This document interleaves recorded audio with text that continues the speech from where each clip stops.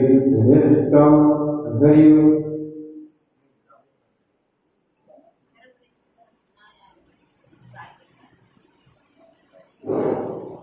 ଆମର ଶ୍ରୀମନ୍ତ ସାର୍ ଏପର୍ଯ୍ୟନ୍ତ ଇଏ ଆମର କାର୍ଯ୍ୟକ୍ରମକୁ ଆଗେ କରୁଥିଲେ। ବହୁତ ବହୁତ ଧନ୍ୟବାଦ ସାର୍।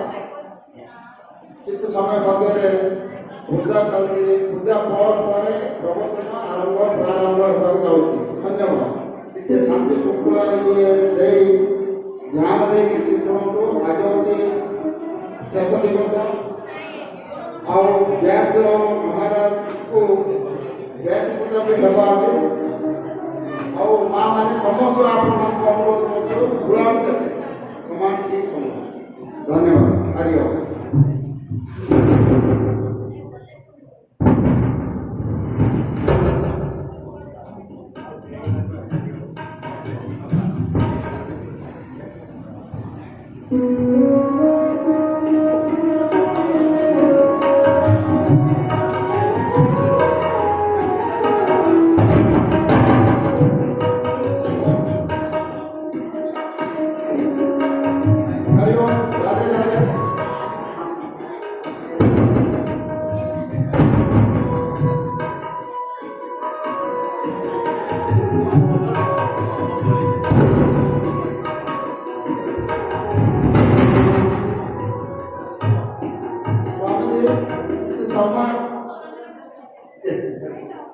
क्षमा पाई के लिए 5-10 मिनट आप टाइम दे जेहेतु 3 दिन होला लगातार अपना प्रवचन दे आसले मधुर अमृत बाणी आप दौले काली किए देबो हमर चिंता पड़ी गला जा होने हो। धन्यवाद से जगन्नाथ ऊपर आमन अमृत बाणी सुनेले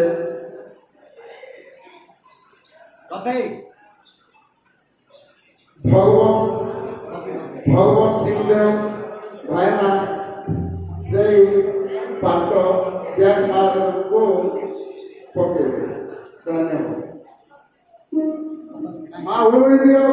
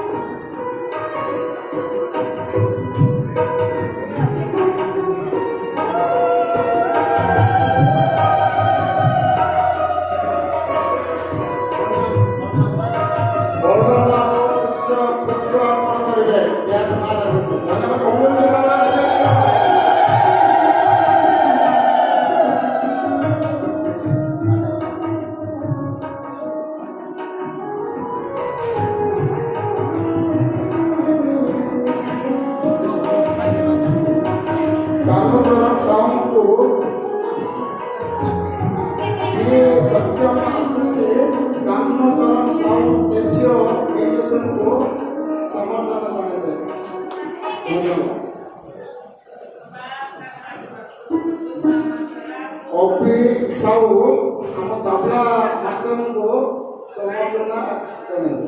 धन्यवाद।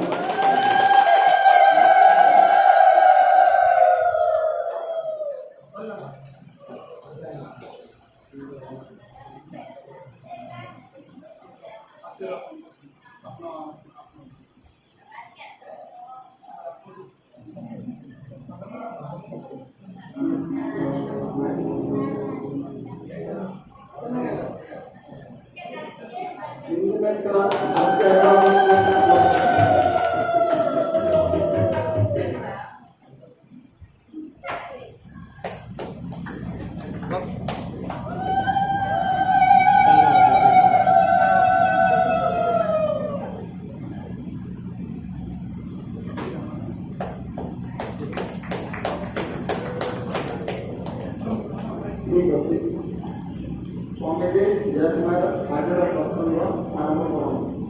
जय जगन्नाथ। जय जगन्नाथ। राधे राधे।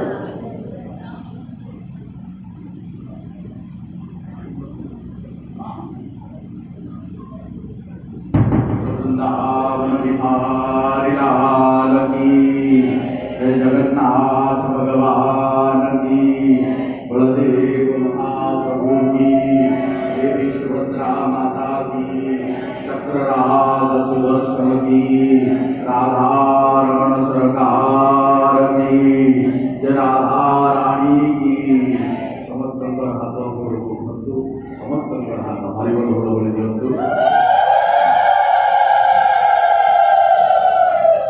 ओडिया जातिर इष्ट देवता महाप्रभु जगन्नाथ श्री पदारविंदरी अनंत कोटि प्रणिपात ज्ञापन करी सज्जन आज कथा वस्तु आरंभ करवा तेणु आपने समस्ते आज हूँ शेष दिन यही दिन सका पाइले आई आज दिन टी आपण मैंने मन भरी उपभोग कर आसतु समस्ते आउ थे हरिबोल हुड़हुड़ी दबा भगवान दिव्य आस्थार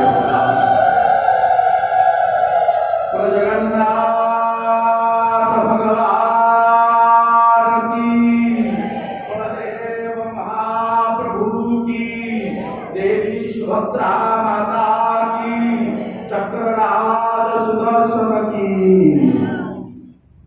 गुरवे गौरचंद्राय राधिकाय तदालये कृष्णाय कृष्णभक्ताय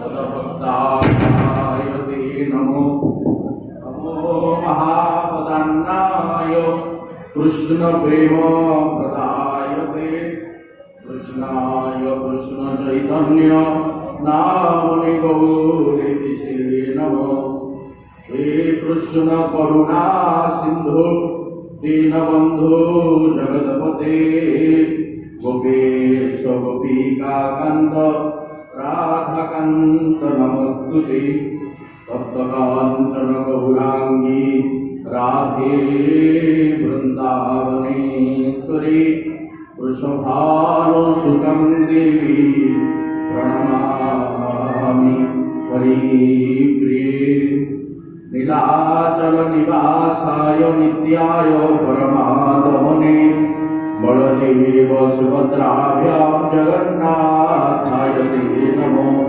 पुरुषोत्तमाख्यं सुमहतं क्षेत्रं परम पावनं यत्र स्थितारवतनु श्रीसमानोऽस्य लीलया रामाय रामभद्राय रामदेवाय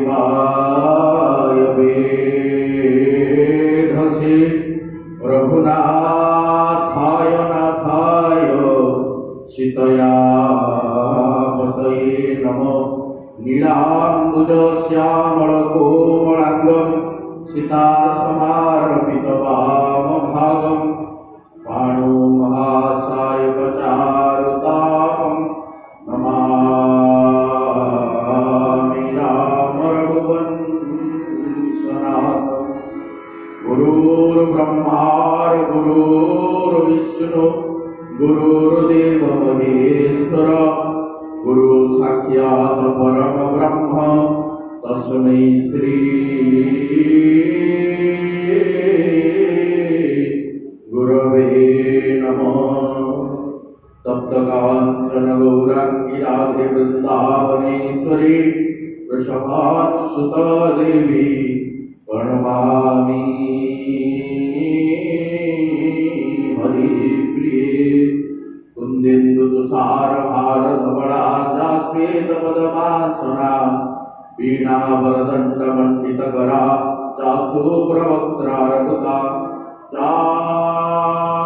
चारुहाच्युत शंकर प्रकृति विदैवमयी सदा वंदिता सामन्ता सरस्वती भगवती निशेषापदाढ्यपः शुक्लं ब्रह्मार विचार सार परम माध्यम जगत व्यापिनी वीणा पुस्तक धारिणी अभयदा जाड्यन्धकारपाः हस्ते स्फटिकमालिक विदधति पदमासने संस्थिता वन्दिता परमेश्वरी भगवती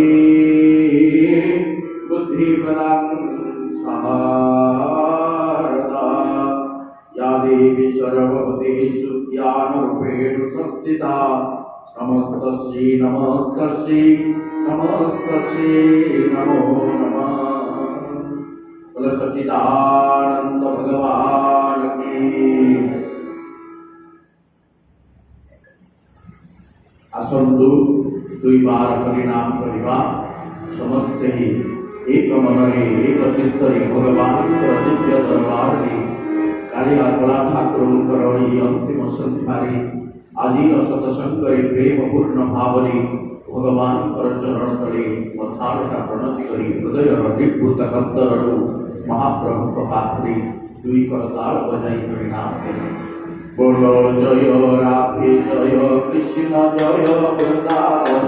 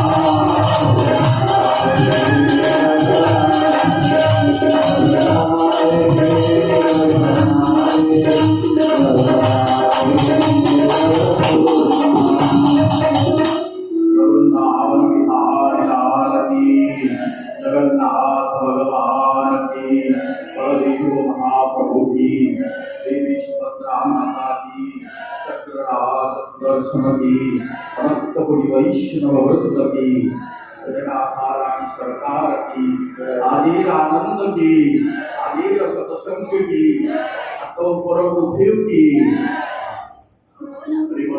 आनंद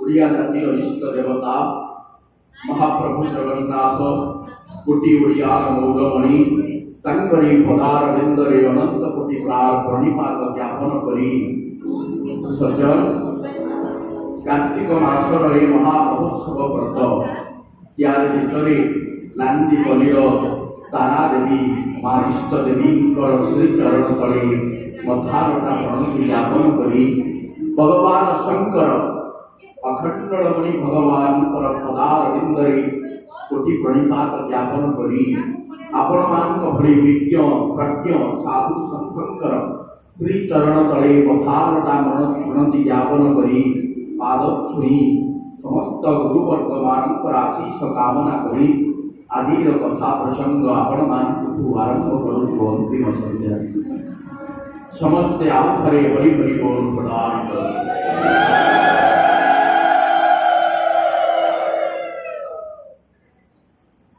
सज्जन चाहू चाहू पाईगला तीनोटी संध्या आउ घंटे दुई घंटा परे आकाश रे बादल जमिति फटकिना से फटकिना पड़े जाए आम मानकर दिव्य मुहूर्त मध्य सही परि पड़े जाए बड़ सौभाग्यर कथा आपण मानकर जे आपण मानकर अंचल निर्वाचन मंडली वरण्य व्यक्तित्व विधायक मान्यवर मंत्री विभूति भूषण जेना महोदय ये जो धार्मिक कार्य प्रति आकर्षण केवल लांजीपल्ली नुहे आपणकर निर्वाचन मंडली 18टा जगार भागवतमय अमृतमय अवगाहित स्थान आपणकर गोपालपुर निर्वाचन मंडली पहुँची ओडिशा ये एक दिग्दर्शन मु आपण मानकर निर्वाचन मंडली लोक नहेले मध्य मते भारी आपण मानकर ये जो विचारधारा कार्यक्रम मो मथा नहीं जाऊँ तेणु आपण मैंने करताली जो मान्यवर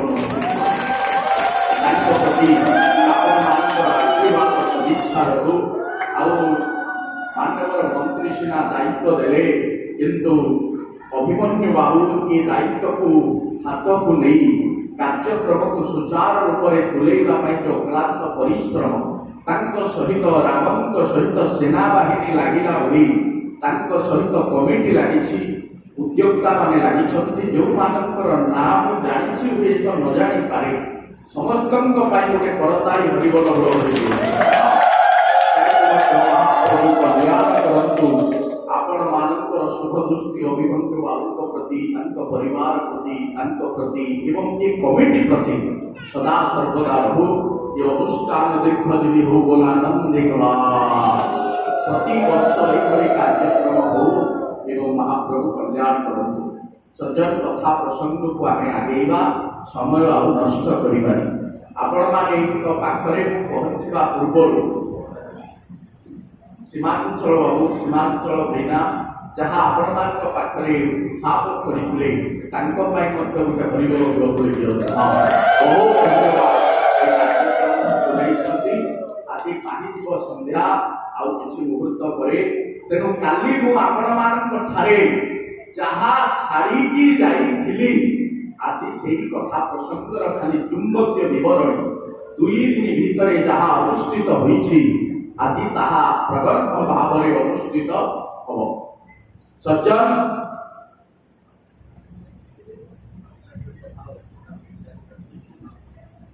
सज्जन बड़ सौभाग्यर कथा गला काली 2 दिन धरी प्रसंग चली जे तारा देवींकर संपर्क में भागवतर उत्पन्न प्रथम दिन संस्कृत भागवतर उत्पत्ति ओडिया भागवतर उत्पत्ति एवं द्वितीय दिन ओडिशार देवी देवी पीठ देवी महिमा खूब सुंदर भाव में आपण आवेदन रखी मु काली विश्वास करें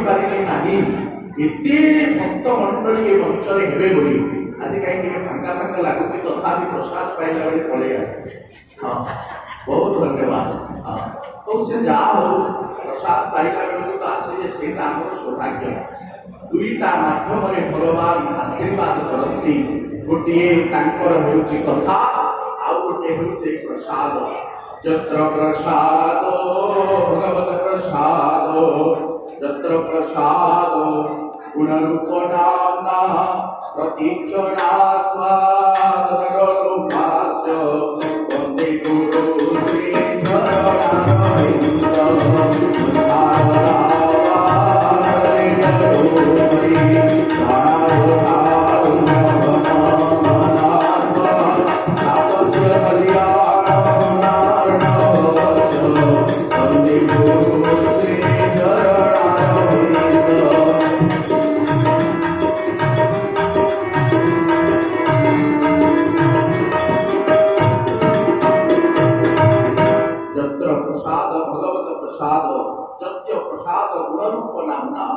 जत्र प्रसाद आपण माने भगवानंकर निकटतर हवा पाई दुईटा माध्यम गोटे हेला प्रसाद से प्रसाद कोन मनीष जहा खाए ताहा इंद्रिय सुख देबा को खाए अर्थात बड़ बड़ बॉडी बनेबी भलो खाइबी भलो बंचिबी भलो गाड़ी चढ़ेबी ये भौतिक सुख रे देह को सुख देबा पाई चाहे किंतु सजन बिना प्याज रसुन रे भगवान को थरे अर्पण करी देले ता भितरे थिबा पाप कंकीर भावना को भगवान ग्रहण करि नियंती जे रोषई करूची करुणा कांती भगवान को पाखरे अर्पण हेई गला परे ता प्रसाद ही जाय सेई कथा जो काली आपण मान को पाखरे छाड़ी थिली मां विमला को पाखरे अर्पण करिला परे महाप्रसाद ही जाय अभड़ा पढ़ा होइला प्रसाद रूपरे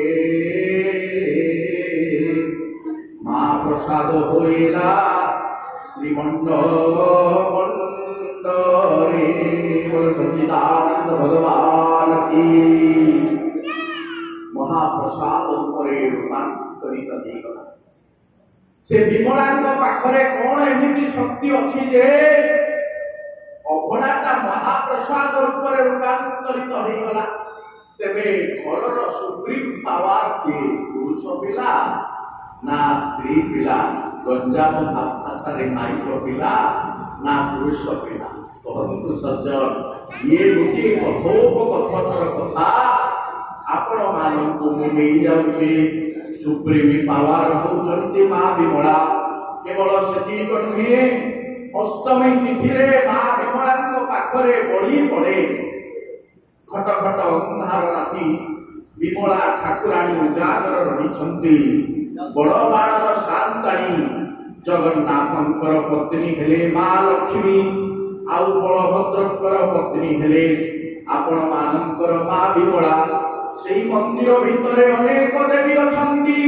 गोटिए देवी हेले मां विमला आउ जने देवी हेले मां महालक्ष्मी आउ जने देवी होचंती सावित्री आउ जने देवी होचंती आपण मानंकर सरस्वती आउ जने देवी अछंती भुवनेश्वरी तेबे सी देवी किए तेबे जदि समस्त देवी अछंती जगन्नाथ कोन सतरे पुरुष की ना तंत्र पीठ तंत्र साधक माने कहिले उग्रता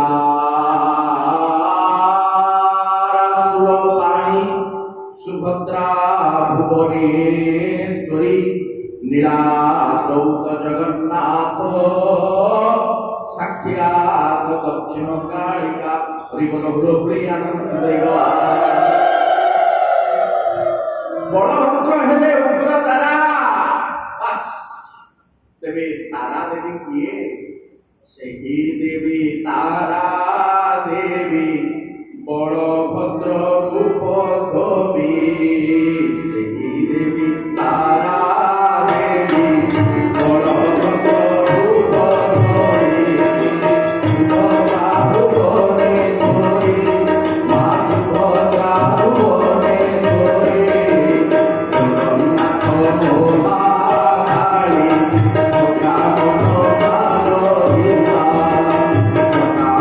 भगवान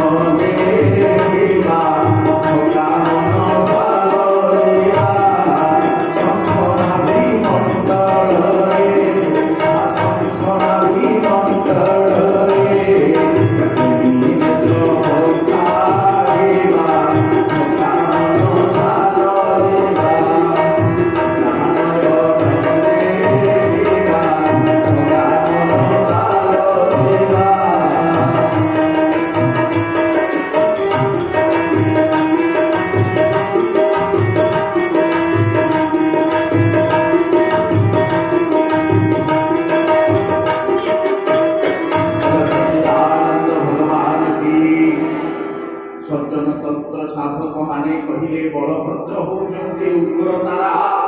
ଉଗ୍ରତାରା ସୁରପାଣି କିଏ?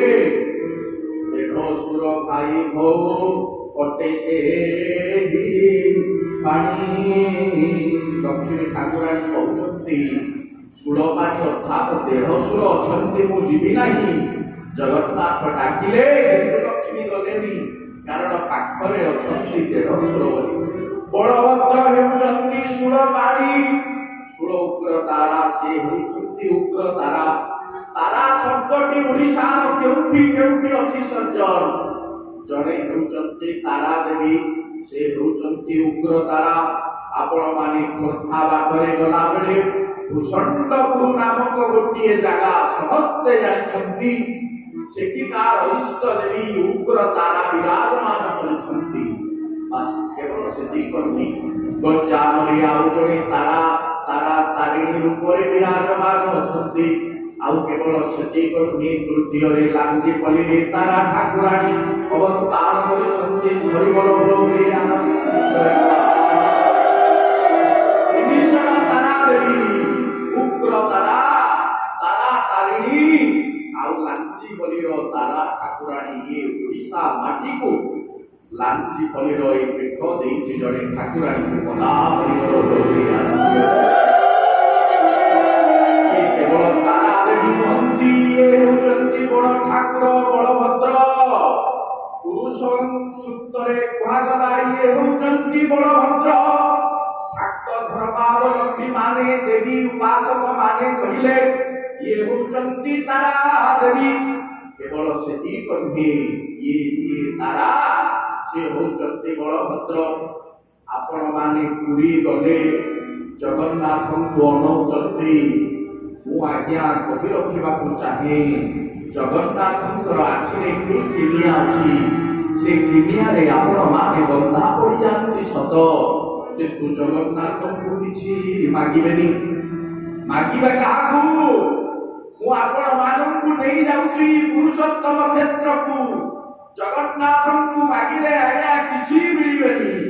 କୃଷ୍ଣଙ୍କର ପ୍ରେମରେ ଯିଏ ପଡ଼ିଛି, ସିଏ ଘର ଛାଡ଼ିଛି, ଦୁଆର ଛାଡ଼ିଛି, ପରିବାର ଛାଡ଼ିଛି, ତାଙ୍କ ପ୍ରେମରେ ବନ୍ଧା ପଡ଼ିଛି। ସଜ୍ଜନ କେବଳ ସେତିକି ନୁହେଁ, କାଳିଆ ପ୍ରେମରେ ଯିଏ ପଡ଼ିଛି, ସିଏ ଆଉ ସମସ୍ତଙ୍କ ପ୍ରେମକୁ ତୁଟେଇ ଦେଇ ସେଇ ଲମ୍ପଟ ପୁରୁଷର ପ୍ରେମରେ ଚକିତ ଆଉ ନାଚିଛି, ଧେଇ କରି ନାଚିଛି। ଗୋପୀମାନେ ଯେମିତି ନାଚିଲେ, ଆପଣ ମାନେ ଜଗନ୍ନାଥଙ୍କୁ ଭଲ ପାଆନ୍ତୁ କିନ୍ତୁ କିଛି ମାଗିବେନି, କାରଣ ମହାପ୍ରଭୁ ସବୁ ଜାଣନ୍ତି। ତେବେ ମାଗିବେ କାହାକୁ?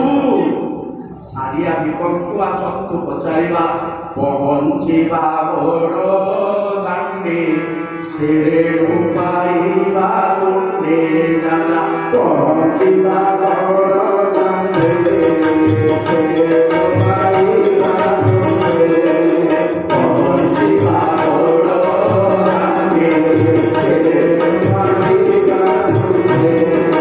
ଛତା ତଳେ ରହି ଦଣ୍ଡେ, ଛତା ତଳେ ରହି ଦଣ୍ଡେ, ଛତା ତଳେ ରହି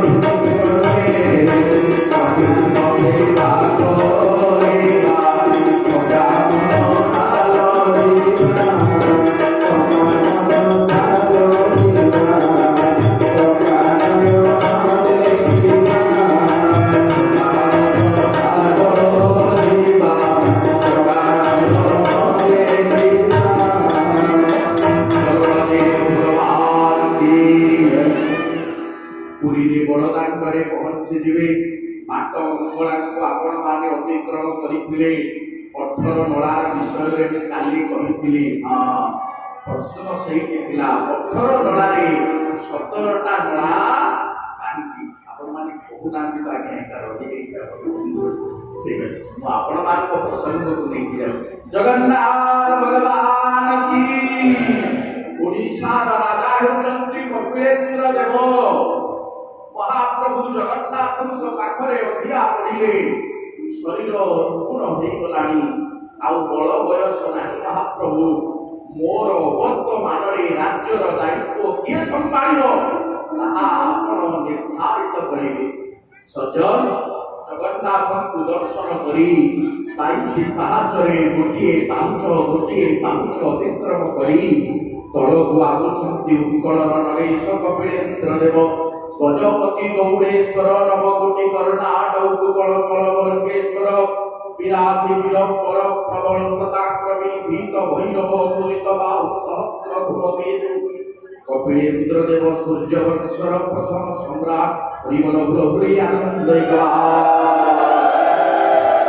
কপিলেন্দ্র দেব উড়ৌচন্তি 22 পাহাচরে কান্ধরে ଥିଲା উত্তরীয়টা মানে গামুছাটা তଳେ খসি পড়িলা চারি পার্শ্বরে সেনা মন্ত্রী পাত্র চতুর্পার্শ্বরে বেড়িଛନ୍ତି ପାଖରେ ଅଛନ୍ତି 18 ଜଣ ପୁତ୍ର ସଜନ ମାଲ ଆପଣମାନଙ୍କୁ ମିଛ ମତେ ସତ କେହି ଗୋଟିଏ ଗାମୁଛାଟା ଟେକିବା ଉତ୍ତରୀୟଟା ଟେକି କପିଳେନ୍ଦ୍ର ଦେବଙ୍କର କାନ୍ଧରେ ପକେଇ ଦେବା ପାଇଁ ଆଗକୁ ଗଲେ କାରଣ କଣ ମଣିଷ ଭିତରେ ଅହଙ୍କାର ଅଛି ମୁଁ ଚାରି ମହଲା କୋଠା କରିଛି ମୋ ବାପା ଇଏ ମୋର ମା ଇଏ ମୁଁ ଏଡ଼େ ବଡ଼ ଚାକିରି କରିଛି ଭଗବାନଙ୍କର ସେବା କରିବା ପାଇଁ ମନଟା ତାର କେବେ ଯିବ ନାହିଁ କପିଳେନ୍ଦ୍ର ଦେବଙ୍କର ଜଣେ ପୁତ୍ର ଦାସୀ ପୁତ୍ର ଅର୍ଥାତ୍ ନିଜର ପାଟରାଣୀଙ୍କ ବ୍ୟତୀତ କପିଳେନ୍ଦ୍ର ଦେବ ଆଉ ଜଣେ ବିବାହ କରିଥିଲେ ତାଙ୍କରି ଗର୍ଭରୁ ଯେଉଁ ପୁତ୍ରଟି ଜନ୍ମ ହେଲେ ସିଏ ହେଲେ ଦାସୀ ପୁତ୍ର ନାମ ତାଙ୍କର କଣ ତାର ନାମ ହେଉଛନ୍ତି ମାଲ ପୁରୁଷୋତ୍ତମ ଦେବ ଯେଉଁ ପୁରୁଷୋତ୍ତମ ଦେବ କାଞ୍ଚି ଅଭିଯାନ ଯାତ୍ରା କରିଥିଲେ ଯେଉଁ ପୁରୁଷୋତ୍ତମ ଦେବ ଋଷୁକୁଲ୍ୟାର ନଦୀ ଧାରରେ ଜଳ ପିଇକି ଆନ୍ଧ୍ରପ୍ରଦେଶ ଯିବା ବାଟରେ ବ୍ରହ୍ମପୁରର ଆପଣମାନଙ୍କର ଯେଉଁଠି ଅଛନ୍ତି ପାର୍ଥ ସାରଥୀ ମନ୍ଦିରରେ 2 ଘଣ୍ଟା ରହି କହିଦେଲେ ଇଏ ବ୍ରହ୍ମପୁରର ମାଟି ଭଗବାନ ସ୍ୱୟଂ କୃଷ୍ଣଚନ୍ଦ୍ରଙ୍କର ମାଟି ବ୍ରହ୍ମ ଦେବତା ଅବସ୍ଥାନ କରିଥିବାରୁ ୟାର ନାମ ହେଲା ବ୍ରହ୍ମପୁର ହରିବଲ ହୁଳହୁଳି ଆନନ୍ଦ ସେଇ ପୁରୁଷୋତ୍ତମ ଦେବ ଠିଆ ହୋଇଥିଲେ ଦାସୀ ପୁତ୍ର ହେଲେ ମଧ୍ୟ ବାପାଙ୍କ ପ୍ରତି ଥିଲା ଅଗାଧ ସ୍ନେହ ମୁଣ୍ଡ ନୁଆଇଲେ ଉତ୍ତରୀୟଟା ଖସି ପଡ଼ିଲା ତଳକୁ ଆଣି ଗଜପତି କପିଳେନ୍ଦ୍ର ଦେବଙ୍କର କାନ୍ଧରେ ପକେଇ ଦେଲେ ବାସ୍ ଜଗନ୍ନାଥଙ୍କ ପାଖରେ ଯେଉଁ ଗୁହାରି କରିଥିଲେ କପିଳେନ୍ଦ୍ର ଦେବ ରାତିରେ ଶୋଇଛନ୍ତି କଥାଟା ଆଉ ମନ ନାହିଁ କିଏ ଉତ୍ତରୀୟଟା ଟେକିକି ଥୋଇଲା ବୋଲି କିନ୍ତୁ ଉତ୍ତରୀୟଟା ଥୋଇ ଏପଟକୁ ଆସି ମୁଣ୍ଡିଆ ମାରିବାର ସିମ୍ବୋଲିଜିମଟା ଯାହା ସଂକେତଟା କପିଳେନ୍ଦ୍ର ଦେବଙ୍କର ମନ ଭିତରେ ଅଛି ଜଗନ୍ନାଥ ରାତିରେ ସ୍ୱପ୍ନାଦେଶ କଲେ କପିଳେନ୍ଦ୍ର ଦେବ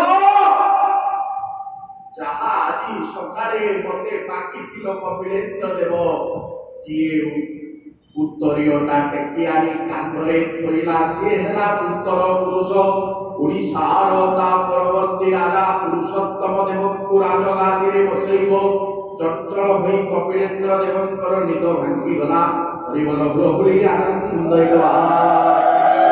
କପିଳେନ୍ଦ୍ର ଦେବଙ୍କ ପରେ ଓଡ଼ିଶାର ରାଜା ହେଲେ ପୁରୁଷୋତ୍ତମ ଦେବ ପ୍ରତାପରୁଦ୍ର ଦେବ ବୀର କିଶୋର ଦେବ ଦିବ୍ୟ ସିଂହ ଦେବ ଆପଣମାନେ ଖୁସି ହେବେ ଏହି ରାଜବଂଶର ଇତିହାସ ଭିତରେ ବଞ୍ଚି ରହିଛି ଓଡ଼ିଆ ଜାତିର ଅସ୍ମିତା କେବଳ ସେତିକ ନୁହେଁ ପୁରୁଷୋତ୍ତମ ଦେବ ରାଜା ହେଇଗଲେ ଗୋଟିଏ ଭାଇ ସିନା ରାଜା ହେଇଗଲା ଆଉ 17ଟା ଭାଇ ସହି ପାରିଲେନି 4 ହାତ ଯଦି ଜାଗା ଥିବ 2 ଇଞ୍ଚ 2 ହାତ ବଣ୍ଟା ହେଇଗଲା ପରେ 2 ଇଞ୍ଚ ଯଦି କାହା ପଟରେ ରହିଯିବ କୋର୍ଟ କଚେରୀକୁ ପଳଉଛନ୍ତି ଆଜିକାର ଭାଇ ଆତ୍ମୀୟତା ନାହିଁ କିନ୍ତୁ ମା ଓଡ଼ିଶାର ଜଣେ ରାଜା ପୁରୁଷୋତ୍ତମ ଦେବ କହିଲେ ବାପା ମୁଁ ରାଜା ହେବାର ଆବଶ୍ୟକତା ନାହିଁ ବାପା ମୋର ବଡ଼ ଭାଇ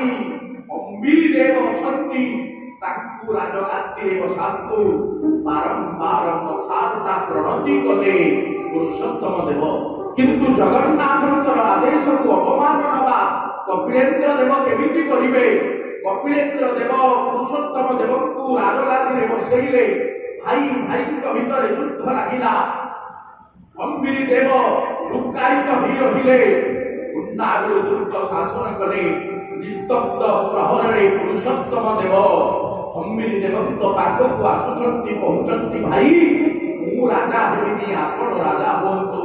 ହମ୍ମିରି ଦେବ ପୁରୁଷୋତ୍ତମ ଦେବଙ୍କ ଭିତରେ ଥିବା ଆତ୍ମୀୟତାକୁ ବୁଝିପାରି କୋଳାଗ୍ରତ କରି ନେଇଗଲେ। ମାଲ ସେଇଦିନ ଠାରୁ ଭାଇ ଭାଇ ଭିତରେ ଦୁଃଖ ରାଗ ଅଭିମାନ କ୍ରୋଧ ସମାଧାନ ହୋଇ ପୁରୁଷୋତ୍ତମ ଦେବ ରାଜ୍ୟ ଶାସନ କଲେ। ହରିବୋଲ ପ୍ରଭୁଳି ଆନନ୍ଦ କେବଳ ସେତିକ ନୁହେଁ, ଆମ ଜାତିର ରାଜାଙ୍କର ନାମ ହେଉଛି ପୁରୁଷୋତ୍ତମ ଦେବ।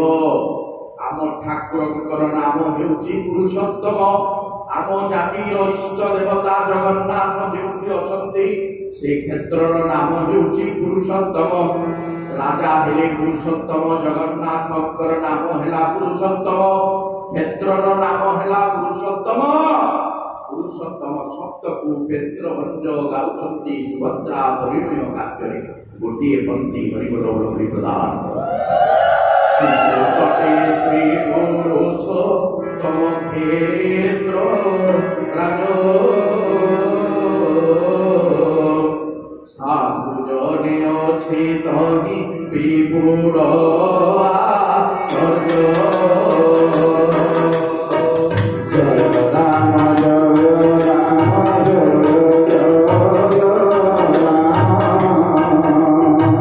ହରି ବୋଲ ଜନ ପ୍ରଭୁ ଜୟ ସିନ୍ଧୁ ତଟେ ଶ୍ରୀ ପୁରୁଷୋତ୍ତମ କ୍ଷେତ୍ର ରାଜ ତମ କ୍ଷେତ୍ର ରାଜ ସାଧୁ ଜନେ ଅଛି ତହି ବିପୁଳ ଆଶ୍ଚର୍ଯ୍ୟ। ରାମ ଜୟ ରାମ ଜୟ ହରି ବୋଲ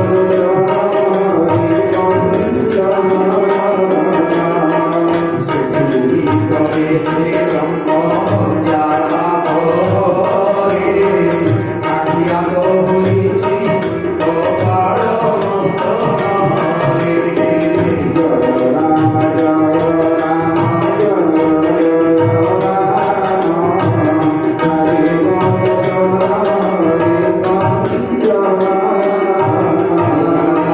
भगवान की सिंधु तटे श्री पुरुषोत्तम क्षेत्र राज साधु जने अछि तहि विपुल आश्चर्य। से भूमि प्रवेशे ब्रह्म हत्या पाप हरे साक्षात होइछि तहि कपाल मोचନରେ। कोण आश्चर्य अछि? ଉପେନ୍ଦ୍ର ଭଞ୍ଜ ସୁଭଦ୍ରା ପରିଣୟ କାବ୍ୟରେ ବର୍ଣ୍ଣନା କରୁଛନ୍ତି ପୁରୁଷୋତ୍ତମ କ୍ଷେତ୍ରରେ ଅନେକ ଆଶ୍ଚର୍ଯ୍ୟ ଅଛି। କଣ ଆଶ୍ଚର୍ଯ୍ୟ ଅଛି କହିଲେ ସେ ଭୂମି ପ୍ରବେଶେ ବ୍ରହ୍ମ ହତ୍ୟା ପାପ ହରେ। ମାଲ ବ୍ରହ୍ମ ଦେବ ଭଗବାନ ଶଙ୍କର ଗୋଟିଏ ଚାପଡ଼ା ମାରିଲେ ବ୍ରହ୍ମାଙ୍କୁ। ବ୍ରହ୍ମାଙ୍କର ଗୋଟିଏ ମୁଣ୍ଡ ଶଙ୍କରଙ୍କ ହାତରେ ଲାଗିଗଲା। 14 ବ୍ରହ୍ମାଣ୍ଡ ବୁଲିଲେ। ବ୍ରହ୍ମ ହତ୍ୟାର ଦୋଷରୁ ଶଙ୍କର ମୁକୁଳି ପାରିଲେ ନାହିଁ। ଦେବତା ମାନେ ନିନ୍ଦା କଲେ, ବିଷ୍ଣୁଙ୍କ ପାଖରେ ଗୁହାରି କଲେ। ବିଷ୍ଣୁ କହିଲେ ପୁରୁଷୋତ୍ତମ କ୍ଷେତ୍ରକୁ ଯାଅ, ପୁରୁଷୋତ୍ତମ କ୍ଷେତ୍ରରେ ଅବସ୍ଥାନ କର। ଭଗବାନଙ୍କୁ ଦର୍ଶନ କରିଦେବା କ୍ଷଣି ହାତରୁ କପାଳ ମୋଚନ ବା ହାତରୁ ବ୍ରହ୍ମାଙ୍କର ମୁଣ୍ଡଟା ଖସି ପଡ଼ିଲା ଏବଂ ସେଇଦିନ ଠାରୁ କପାଳ ମୋଚନ ନାମରେ ନାମିତ ହେଇଗଲା। ହରିବୋଲ ପ୍ରଭୁଳି ଆନନ୍ଦ ଗଲା। ବ୍ରହ୍ମ ହତ୍ୟା ଦୋଷ ହରେ ସାକ୍ଷାତ ହୋଇଛି ତହି କପାଳ ମୋଚନରେ। ଶଙ୍କରଙ୍କ ହାତରୁ ଯୋଉ ବ୍ରହ୍ମାଙ୍କର ମୁଣ୍ଡଟା ଖସି ପଡ଼ିଲା, ଭଗବାନ ଶଙ୍କର ସେଇଠି ରହିଗଲେ। ସେଇଠି ଅବସ୍ଥାନ କରିଛନ୍ତି। ଆପଣ ପୁରୀ ଗଲେ କୋଉଠିକି ଯାଆନ୍ତୁ କି ନ ଯାଆନ୍ତୁ, କୋଉଠିକି ଯିବେ, ଯଦି କିଏ ଗାଈ ମାରିଛନ୍ତି, ଯଦି କାହା ଦ୍ୱାରା କୌଣସି ଜୀବ ହତ୍ୟା ହେଇଗଲା, ଜଗନ୍ନାଥଙ୍କୁ ଦର୍ଶନ କରନ୍ତୁ କି ନ କରନ୍ତୁ, କରିବେ ତ ନିଶ୍ଚୟ। କିନ୍ତୁ କପାଳ ମୋଚନକୁ ଆପଣ ମାନେ ଦର୍ଶନ କରନ୍ତୁ।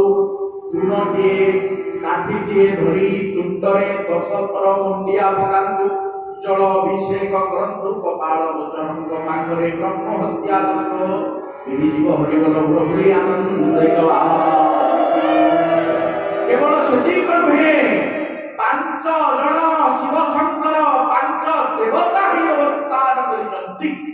ଶ୍ରୀକ୍ଷେତ୍ରର ପୁରୀରେ କିଏ କିଏ ଯେ ଏଲେ ଯେ ରେ ଜମ୍ବେଶ୍ୱର ମହାଦେବ, କିଏ ରେ କପାଳ ମୋଚନ ମହାଦେବ, ଏନରେ ନୀଳକଣ୍ଠ ମହାଦେବ, ମୋରେ ମାର୍କଣ୍ଡେୟ ମହାଦେବ, ଆଉ ଜଣେ କିଏ ରହିଲେ ମୁଁ ଆପଣମାନଙ୍କୁ ଆସନ୍ତା ବର୍ଷ କହିବି। କଥାଟା ଏଇଠି ରହିଲା।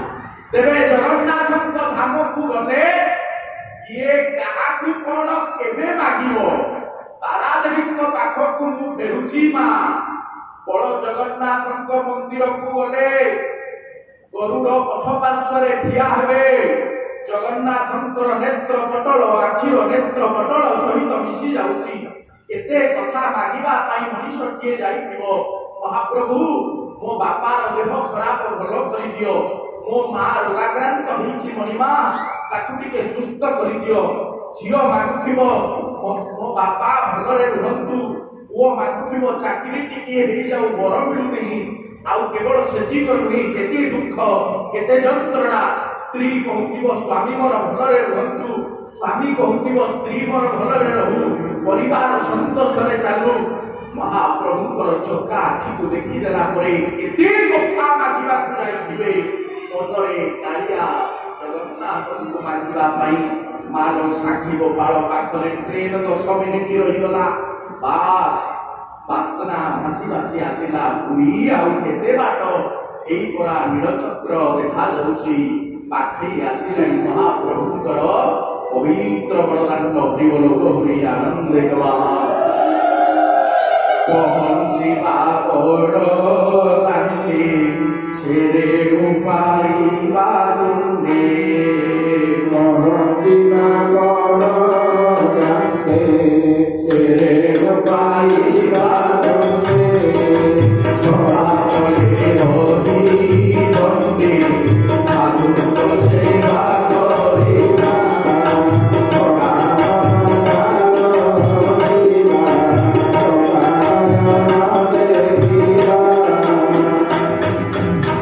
ବଡ଼ଦାଣ୍ଡରେ ପହଞ୍ଚିଯିବେ। ଜଗନ୍ନାଥଙ୍କର ନୀଳଚକ୍ର ଦେଖାଯାଉଛି। ଯେବେ ବଡ଼ଦାଣ୍ଡରେ ଆପଣ ମାନେ ପାଦ ଦେବେ, ସେହି ପବିତ୍ର ବଡ଼ଦାଣ୍ଡର ଧୂଳିକୁ ମଥାରେ ମଉଳି କରୁଥିବେ। ସେହି ପ୍ରଥମେ ବଡ଼ଦାଣ୍ଡର ଧୂଳିକୁ ନେଇ ଦେହରେ ବୋଳି ଦେଇଯିବେ। ଇଏ କାଳିଆର ବଡ଼ଦାଣ୍ଡ ଆଜ୍ଞା। କେହି ଦୁଃଖରେ ରହିବେ ନାହିଁ, କାହାର ପେଟ ଉପବାସ ରହିବ ନାହିଁ। ଯେବେ ଯିଏ ଯେଉଁଠି ଯାଉ, ମଠ ହେଉ କି ବାଡ଼ି ହଉ, ମହାପ୍ରଭୁ ସବୁବେଳେ ତା ପେଟରେ ଅନ୍ନ ଯୋଗେଇ ଦେବେ। ସେ ଗୁପଚୁପ ବେପାରୀ ବାଲାଟା ବି ପେଟ ପୋଷୁଛି, ସେଇଠି ଭଲ ମହଲ କରି ହୋଟେଲ କରିଥିବା ଲୋକଟା ବି ପେଟ ପୋଷୁଛି, କିଏ ସେବା ପରମ୍ପରା କରି ପେଟ ପୋଷୁଛି, କିଏ ଅନେକ ଦିନରୁ ବାଲେଶ୍ୱରରୁ ଆସି 14 ବର୍ଷ ରହିଗଲାଣି, କେବେ ଦୁଃଖରେ ରହିନି। ଯାହାକୁ ପଚାରିବ କେମିତି ଚଳୁଛି, ନା ମହାପ୍ରଭୁ ଜଗନ୍ନାଥ ଚଳଉଛନ୍ତି, ଆମେ କେହି ନୁହଁ। ଜଗନ୍ନାଥ ଭଗବାନ କି। ମହାପ୍ରଭୁଙ୍କର ଇଏ ପବିତ୍ର ବଡ଼ଦାଣ୍ଡ ଆଜ୍ଞା। ସେଇ ପବିତ୍ର ବଡ଼ଦାଣ୍ଡରେ ଇଏ ସାଧାରଣ ବଡ଼ଦାଣ୍ଡ ନୁହଁ କି, ରାନ୍ଦିପଲ୍ଲୀର ବଡ଼ଦାଣ୍ଡ ନୁହଁ କି, ବ୍ରହ୍ମପୁରର ବଡ଼ଦାଣ୍ଡ ନୁହଁ। ଇଏ କୋଉ ବଡ଼ଦାଣ୍ଡ? ଇଏ ବଡ଼ଦାଣ୍ଡ ଭାରତ ବର୍ଷର ଅନେକ ସାଧୁ ସନ୍ଥଙ୍କର ପାଦ ପଡ଼ି ପବିତ୍ରରୁ ପବିତ୍ରତମ ପାଲଟି ଯାଇଛି। ପବିତ୍ର ବଡ଼ଦାଣ୍ଡ ଆସିଛନ୍ତି ଶଙ୍କରାଚାର୍ଯ୍ୟ, ଏଇ ବଡ଼ଦାଣ୍ଡରେ ପାଦ ପକେଇଛନ୍ତି। ଆସିଛନ୍ତି ଚୈତନ୍ୟ ନଦିଆ ନବଦ୍ୱୀପରୁ ବଡ଼ଦାଣ୍ଡରେ ପାଦ ପକେଇଛନ୍ତି। ଆସିଛନ୍ତି କବିରି ବଡ଼ଦାଣ୍ଡରେ ପାଦ ପକେଇଛନ୍ତି।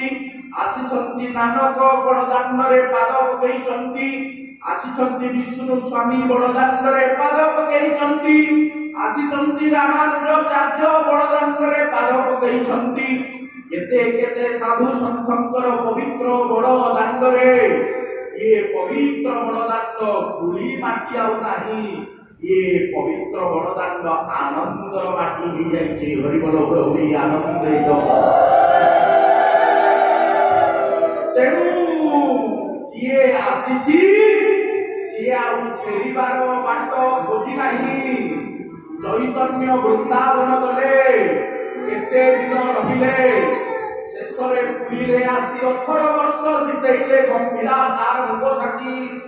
ଗୌଡ଼ୀୟ ବୈଷ୍ଣବ ମାନେ ଆଜି ବି ଗମ୍ଭୀରା କୁଳିଷ୍ଟ ଦେବତା ଉପରେ ଚୈତନ୍ୟ କୁଳିଷ୍ଟ ମାର୍ମିକ ଦେବତା ଭାବରେ ପଥପ୍ରଦର୍ଶକ ଭାବରେ ପୂଜା କରୁଛନ୍ତି। କେବଳ ମାଲ ସେତିକ ନୁହେଁ, ଚୈତନ୍ୟ ଆସିଲେ ସେତିକ ନୁହେଁ, ବିଷ୍ଣୁ ସ୍ୱାମୀ ଆସିଲେ ସେତିକ ନୁହେଁ ମା କହିଲେ ଆଉ କିଏ ଆସିଛନ୍ତି? ଅନେକ ସାଧୁ ସନ୍ଥ ଆସିଛନ୍ତି। ଶଙ୍କରାଚାର୍ଯ୍ୟ ଆସିଲେ ଆଉ ଯିବାର ନାଁ ଧରିଲେନି, ଗୋବର୍ଦ୍ଧନ ମଠ ପ୍ରତିଷ୍ଠା କରି ରହିଗଲେ। ଚୈତନ୍ୟ ଆସିଲେ ଆଉ ଯିବାର ନାଁ ଧରିଲେନି, ଗମ୍ଭୀରାରେ ଛୋଟିଆ ଘର ଭିତରେ ରହି ଭଜନ କରି ଜୀବନର ଅନ୍ତିମ ମୁହୂର୍ତ୍ତ ଲିଭେଇ ଦେବେ ବୋଲି ଇଚ୍ଛା ପ୍ରକାଶ କଲେ। ଆଉ ମଠ ନଥିଲା କି ବାଡ଼ି ନଥିଲା, କେବଳ ଛତାଟିଏ ଥିଲା। ପୁରୀକୁ ଯିଏ ଆସିବ ସିଏ ଛତାଟିକୁ ମୁଣ୍ଡରେ ଧରି ପୋତି ଦେବ। ବାଲିରେ ଛତା କାଦୁଅ ମଚମଚ ଥିଲା ସେତେବେଳେ, ଏବେ ସିନା ପିଚୁ ରୋଡ ହେଇଗଲାଣି, କିନ୍ତୁ ସେତେବେଳେ ବାଲିରେ ଛତା ପୋତିବ, ଜପମାଳା ଧରି ଭଜନ କରିବ, ଜଗନ୍ନାଥଙ୍କର ମହାପ୍ରସାଦ ପାଇବ। ଭଗା ହରିବୋଲ ବୋଲି ଆନନ୍ଦ ପହଞ୍ଚିବା ବଡ଼ ଦାଣ୍ଡେ, ସେରେଣୁ ପାଇବା ତୁଣ୍ଡେ। ପହଞ୍ଚିବା ବଡ଼ ଦାଣ୍ଡେ, ସେରେଣୁ ପାଇବା ତୁଣ୍ଡେ। ଛତା ତଳେ ରହି ଦଣ୍ଡେ,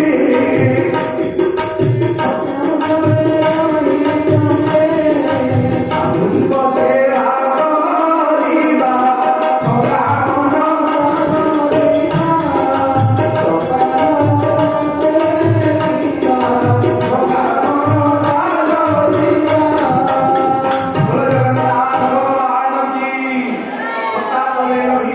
ସାଧୁଙ୍କ ସେବା କରିବା। ଯେତେ ସାଧୁଙ୍କୁ ଦେଖିବେ ବଡ଼ଦାଣ୍ଡରେ ତାକୁ କିଛି ପଇସା ଦେବେ, ପତ୍ର ଦେବେ, ତାଙ୍କ କଥାର ମୌଳି କରିବେ। ଇୟା ଜଗନ୍ନାଥଙ୍କର ପ୍ରେମ। ଓଡ଼ିଆ ଜାତି ସାଧୁ ସନ୍ଥଙ୍କୁ ସମ୍ମାନ ଦେଇଛି। ଓଡ଼ିଆ ଜାତି ଦିଟା ମାର୍ଗରେ ମୁକ୍ତି ପାଇବ। ଗୋଟିଏ ଭାଗବତ ପଢିଲେ ମୁକ୍ତି ପାଇବ, ଆଉ ଗୋଟିଏ ସାଧୁଙ୍କର ଦର୍ଶନ କଲେ ମୁକ୍ତି ପାଇବ, ଆଉ ଗୋଟିଏ ଜଗନ୍ନାଥ ଦର୍ଶନ ମହୋଦଧିରେ ସ୍ନାନ କଲେ ମୁକ୍ତି ପାଇବ। କେବଳ ସେତିକ ନୁହେଁ ମା, କାହାକୁ ମାଗିବେ? ବଡ଼ଦାଣ୍ଡରେ ପହଞ୍ଚିଗଲେ ନୀଳଚକ୍ର ଦେଖାଯାଉଛି। ପାଦ ଧୀରେ ଧୀରେ ଚାଲିଲା। ଗରୁଡ଼ ପଛ, ଗରୁଡ଼ ସ୍ତମ୍ଭ ପହଞ୍ଚିଲା। ମାଲୋ ପୁରୀ ଗଲେ ଦୁଇଟା ସ୍ତମ୍ଭ ଦେଖିବେ ଆପଣ ମାନେ। ବାହାରେ ଯୋଉ ସ୍ତମ୍ଭ ଅଛି ସେ ସ୍ତମ୍ଭ ହେଲା ଅରୁଣ ସ୍ତମ୍ଭ। ମନ୍ଦିର ଭିତରେ ଯୋଉ ସ୍ତମ୍ଭ ଅଛି ତାର ନାମ ହେଲା ଗରୁଡ଼ ସ୍ତମ୍ଭ। ସୂର୍ଯ୍ୟ ଦେବତାଙ୍କର ମନ୍ଦିର ଆଗରେ ଅରୁଣ ରୁହେ। ସୂର୍ଯ୍ୟ ଦେବତାଙ୍କର ବାହନ ହେଲା ଅରୁଣ। ଜଗନ୍ନାଥଙ୍କର ବିଷ୍ଣୁଙ୍କର ବାହନ ହେଲେ ଗରୁଡ଼। ଦେବୀଙ୍କର ବାହନ ହେଲେ ସିଂହ। ଶଙ୍କରଙ୍କର ବାହନ ହେଲେ ବୃଷଭ। ହରିବୋଲ ବୋଲି ଆନନ୍ଦ। କେବଳ ସେତିକ ନୁହେଁ, ବଡ଼ଦାଣ୍ଡରେ ପହଞ୍ଚି ଯିବେ, ଅରୁଣକୁ ମୁଣ୍ଡିଆ ମାରିବେ, ଅରୁଣ ଚକଡ଼ା ଉପରେ ଠିଆ ହେବେ, ମନ୍ଦିରରେ ଚକା ଆଖିକୁ ଦର୍ଶନ କରିବେ। ଅରୁଣ ଚକଡ଼ାର ପଛ ପାର୍ଶ୍ୱରେ ଠିଆ ହୋଇ ମୁଣ୍ଡ ଟେକି ଚାହିଁଦେବେ। ସେଇ କଳା ବଦନ ଚକା ଆଖି ଦେଖାଯାଉଛି, ସିଏ ହେଉଛନ୍ତି ପତିତ ପାବନ। ଆପଣ ମାନେ ଓଡ଼ିଶାର ଯେତେ ମନ୍ଦିରକୁ ଯାଆନ୍ତୁ, ବଳଭଦ୍ର, ଜଗନ୍ନାଥ ଆଉ ସୁଭଦ୍ରାଙ୍କୁ ଦେଖିବେ। ଯଦି ତିନି ଜଣ ଚତୁର୍ଦ୍ଧା ବିଗ୍ରହ ନଥିବେ, କେବଳ ଯଦି ଜଗନ୍ନାଥ ରହିବେ, ତାର ନାମ କଣ ହବ? ଦୁଇଟା ନାମ। ଗୋଟିଏ ହେବ ଦଧି ବାମନ, ନହେଲେ ପତିତ ପାବନ। ଦଧି ବାମନ ରୂପରେ ସେ ପୂଜିତ ହେବେ, ନହେଲେ ଆପଣ ମାନଙ୍କର ପତିତ ପାବନ ନାମରେ ପୂଜିତ ହେବେ। ଆପଣ ମାନେ ଜାଣି ଖୁସି ହେବେ। ଅରୁଣ ସ୍ତମ୍ଭର ପଛ ପାର୍ଶ୍ୱରେ ମୁଣ୍ଡ ଟେକି ଚାହିଁଦେଲେ ପତିତ ପାବନ ଦର୍ଶନ କରିବେ। ଦେଖାଯାଉଛନ୍ତି ପତିତ ପାବନ। ଆମେ ହେଲେ ପତିତ, ଜଗନ୍ନାଥ ହେଲେ ପାବନ କର୍ତ୍ତା, ତେଣୁ ତାଙ୍କରି ନାମ ହେଲା ପତିତ ପାବନ। କେବଳ ସେତିକ ପତିତ ପାବନ ନୁହେଁ, ମନ୍ଦିର ଚୂଡ଼ାରେ ଉଡୁଛି ନେତର ନାମ ହେଉଛି ପତିତ ପାବନ। ମନ୍ଦିରର ଗମ୍ଭୀରାରେ ବସିଛନ୍ତି ପତିତ ପାବନ। ଅରୁଣ ସ୍ତମ୍ଭର ପଛ ପାର୍ଶ୍ୱରେ ମୁଣ୍ଡ ଟେକି ଚାହିଁଦେଲେ ଦିଶୁଛନ୍ତି ପତିତ ପାବନ। ଆମେ ହେଲେ ପତିତ, ଆପଣ ହେଲେ ପାବନ କର୍ତ୍ତା। নিশি করি ହେଇଗଲା ପତିତ ପାବନ ହରିବଲ ହୁଳହୁଳି ଆନନ୍ଦ ହେବା ପତିତ ପାବନ ବାନା ଆଉ କେତେ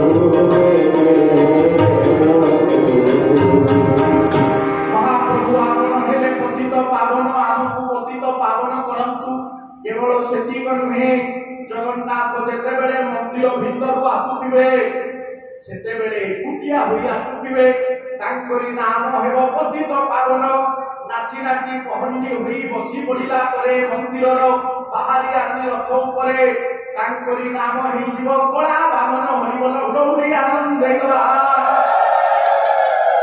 दोळे सदोळ गोविंद चापे समधुसूदन रथे तु बामन दृष्ट्वा पुनर्जन्म न लभ्यते दोଳରେ दोळ गोविंदଙ୍କୁ ଦର୍ଶନ କରିବ ଚାପରେ ମଧୁସୂଦନଙ୍କୁ ଦର୍ଶନ କରିବ ଆଉ ଜଗନ୍ନାଥଙ୍କର ଶ୍ରୀକ୍ଷେତ୍ରର ବଡ଼ଦାଣ୍ଡରେ କାଳିଆର ରଥ ଉପରେ ମହାପ୍ରଭୁଙ୍କର ଦିବ୍ୟ ରୂପକୁ କଳା ବାମନ ରୂପରେ ବିରାଜମାନ ଯେତେବେଳେ ଦେଖିଦେବେ କଳା ବାମନଙ୍କୁ ଆଉ ପୁନର୍ଜନ୍ମ ନ ଲଭ୍ୟତେ ପୁନର୍ଜନ୍ମ ନ ଲଭ୍ୟତେ ହରିବଲ ହୁଳହୁଳି ଆନନ୍ଦ ହେବା ପୁନର୍ଜନ୍ମ ଆଉ ପ୍ରାପ୍ତ ହେବେ ନାହିଁ 84 ଲକ୍ଷ ଯୋନି ଭ୍ରମଣ କରି କରି ଆସିଥିବା ଏ ମଣିଷ ମୁକ୍ତିର ମାର୍ଗ ହେବା ପାଇଁ କେବଳ ରଥଯାତ୍ରାରେ ଥରଟିଏ ଦେଖିଦେବା ଆବଶ୍ୟକ ମାନ କେବଳ ସେତିକ ନୁହେଁ ଗଙ୍ଗା ଗଲେ ବୁଡ଼ ପକେଇଲେ ମୁକ୍ତି ବାରଣାସୀ ତୀର୍ଥରେ ଆପଣ ମାନେ ଗଙ୍ଗାୟାଞ୍ଜଳେ ମୁକ୍ତି ବାରଣାସୀୟାଞ୍ଜଳେ ସ୍ଥଳେ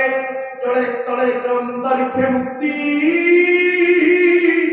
ମୁକ୍ତି ଶ୍ରୀ ପୁରୁଷୋତ୍ତମ ଗଙ୍ଗା ଦେବୀଙ୍କୁ ଦର୍ଶନ କରିବାକୁ ଗଲେ ମୁକ୍ତି 10,000 ଖର୍ଚ୍ଚ କରି ଗଙ୍ଗା ନଦୀରେ ବୁଡ଼ ପକେଇବା ଆବଶ୍ୟକତା ନାହିଁ ଗଙ୍ଗାୟାଞ୍ଜଳେ ମୁକ୍ତି ବାରଣାସୀୟାଞ୍ଜଳେ ସ୍ଥଳେ ବାରଣାସୀ ତୀର୍ଥ ଯିବା ଆବଶ୍ୟକ ନାହିଁ ପୁରୀକୁ ପଳେଇବେ ବାସ୍ ଏହି କ୍ଷେତ୍ର ବଡ଼ ଦାଣ୍ଡ ଚକା ନୟନ ଶାନ୍ତ ଏହି କ୍ଷେତ୍ର ବଡ଼ ଦାଣ୍ଡ ଚକା ଏହି କ୍ଷେତ୍ର ବଡ଼ ଦାଣ୍ଡ ଚକା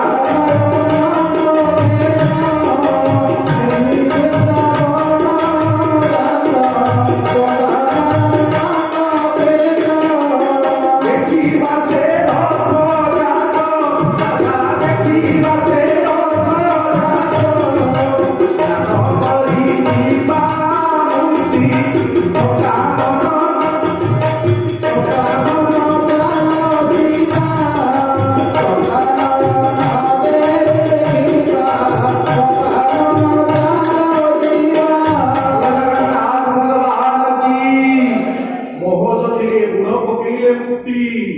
पादरे चालीगले मुक्ति आकाश को चाहिए मुक्ति केवल मार्ग मुक्ति सेति करे मिले ना मार्कंड तीर्थरे गाधेई पड़िले मुक्ति बट कृष्णर छाई तले बसी पड़िले मुक्ति जगन्नाथଙ୍କ चका आखि को चाहिए मुक्ति गरुड़ पछरे अरुण चपड़ारे पहुंचीबे अरुण देवता को मुंडिया मारिबे से पतित पावन को देखिबे मारो पतित पावन सेठी आसिले कोठू तांको आनिले किए ध्यान देई सुनंतु गोटे बड़ कथा ओडिशार जने राजा होचंती रामचंद्र देव सेते बेले मुसलमान मानकर आक्रमण ओडिशा को ମୁସଲମାନ ମାନଙ୍କର ଆକ୍ରମଣରେ ଓଡ଼ିଶା ଧରହର ହେଉଛି।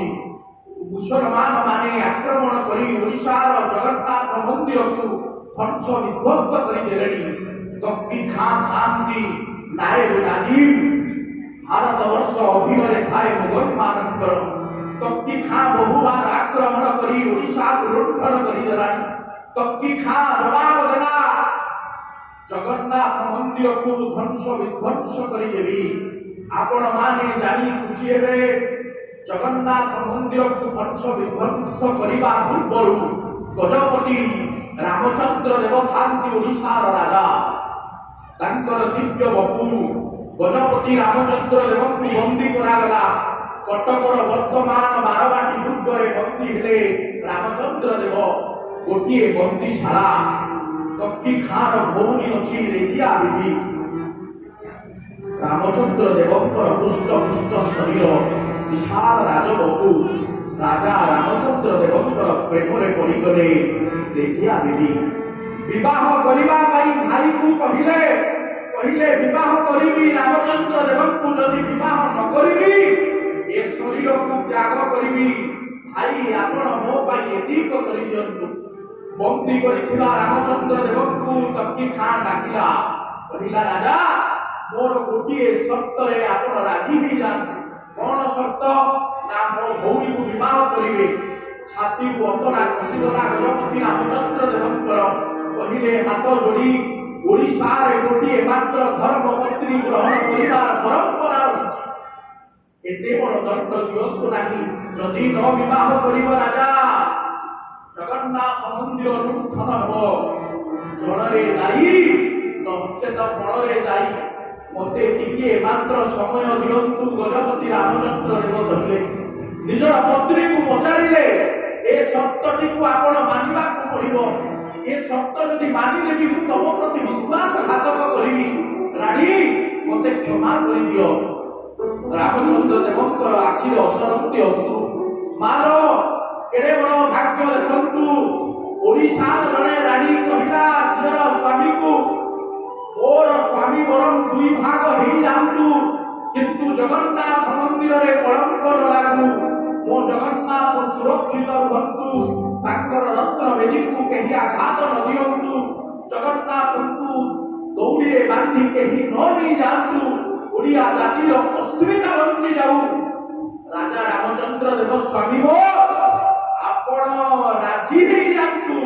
ମୁସଲମାନ ବରଂ ପାଲଟି ଯିବେ କିନ୍ତୁ ଓଡ଼ିଆ ଜାତିର ଇଷ୍ଟ ଦେବତା ଜଗନ୍ନାଥ ମନ୍ଦିର ସୁରକ୍ଷିତ ହେଇଯିବ। ହରିବୋଲ ବୋଲି ଆନନ୍ଦ କେତେ ବଡ଼ ତ୍ୟାଗ ତିତିକ୍ଷା ରାମଚନ୍ଦ୍ର ଦେବ ଦେଲେ କରନ୍ତୁ। ଦେଖନ୍ତୁ ମା ବିବାହ କଲେ ରେଜିଆ ବିବିକୁ। ବିବାହ ସିନା କଲେ ମନ ତାଙ୍କର ପହଞ୍ଚିଲା ଜଗନ୍ନାଥଙ୍କ ପାଖରେ। ଜଗନ୍ନାଥ ମନ୍ଦିର ସୁରକ୍ଷିତ ରହୁ। ଜଗନ୍ନାଥ ମନ୍ଦିର ଆପଣାର ରହୁ। ତାଙ୍କୁ କେହି କ୍ଷତି ନ କରନ୍ତୁ। ରାତି ପାହି ଯାଇଛି। ମୁସଲମାନ ଧର୍ମ ସିନା ଗ୍ରହଣ କଲେ। ଧୋତିକୁ କାଢି ଦେଇ ଲୁଙ୍ଗି ପିନ୍ଧିଲେ। ଚୁଡ଼ିଦାରି ପଞ୍ଜାବୀ ଓହ୍ଲେଇ ଦେଇ ଟୋପି ପିନ୍ଧିଲେ। ଖଣ୍ଡାକୁ ରଖିଦେଇ ଠେଙ୍କା ଧରିଲେ। କିନ୍ତୁ ମାଲୋ ସ୍ୱଧର୍ମ ନଧନଂ ଶ୍ରେୟ ପର ଧର୍ମ ଭୟାବହ। ଆଖିରେ ଅସରନ୍ତି ଅଶ୍ରୁ। ରାତି ଉଇଁ ଆସୁଛି। ଘୋଡ଼ା ଛୁଟେଇକି ରାମଚନ୍ଦ୍ର ଦେବ ଗଲେ। ପୁରୀର ବେଳାଭୂମି ପାଖରେ ଠିଆ ହୋଇଛନ୍ତି। ନୀଳଚକ୍ରକୁ ଚାହିଁଲେ। ମହାପ୍ରଭୁଙ୍କ ପାଖରେ କୃତାଞ୍ଜଳି ମୁଦ୍ରାରେ ନିବେଦନ କଲେ କାଳିଆ କଳା ଠାକୁର ମୋତେ ଏବେ ମନା ହେଇଗଲା ପୁରୀ ଆପଣଙ୍କୁ ଦର୍ଶନ କରିବା ପାଇଁ। ମୁକ୍ତି ମଣ୍ଡପର ସଭା କହିଲା ମୁସଲମାନ ହୋଇଯାଇଥିବା ବିଧର୍ମୀ ରାଜା ମନ୍ଦିର ଭିତରେ ପ୍ରବେଶ କରିପାରିବ ନାହିଁ। ମୁସଲମାନ ହଉ କି ଖ୍ରୀଷ୍ଟିଆନ ହଉ କେହି ବି ମନ୍ଦିର ଭିତରେ ପ୍ରବେଶ କରିପାରିବେ ନାହିଁ। ରାଜା ତୁମେ ବିଧର୍ମୀ ହେଇଗଲ। ପଛ ପଟରେ ଥିବା ଏତେ ବଡ଼ ତ୍ୟାଗ ତିତିକ୍ଷାକୁ ରାମଚନ୍ଦ୍ର ଦେବଙ୍କର କେହି ବି ବୁଝିପାରିଲେ ନାହିଁ। ତଥାପି ମନ ଭିତରେ ଦୁଃଖ ନାହିଁ।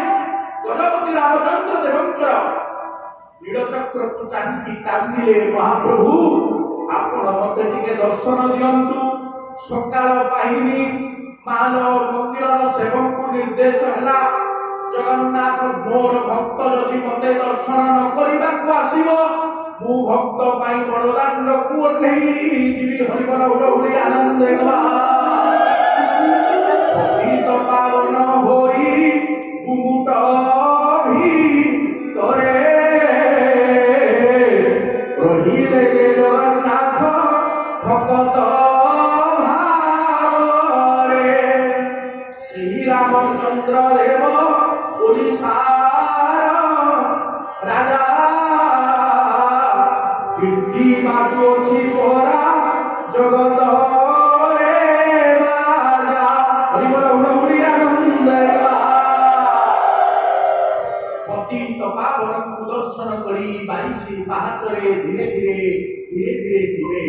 ମାଲୋ ମନ୍ଦିରର ପରିକ୍ରମା ଆସନ୍ତା ବର୍ଷ ମୁଁ ଆପଣମାନଙ୍କୁ କହିବି, ପାରିବ ସରିବ 10 ଦିନ 20 ଦିନ 40 ଦିନ ଯଦି କଥାମୃତ ଚାଲିବ, ତଥାପି ଜଗନ୍ନାଥ ସଂସ୍କୃତିର କଥାମୃତ କୋଉଠି ବି ସରିବନି। ଇଏ ମହାସମୁଦ୍ର ଆପଣ କୋଉଠିକି ଯାଆନ୍ତୁ କି ନ ଯାଆନ୍ତୁ, ପରିକ୍ରମାଟା ମୁଁ ଆପଣମାନଙ୍କୁ କହିଦେଇ ଯାଉଛି।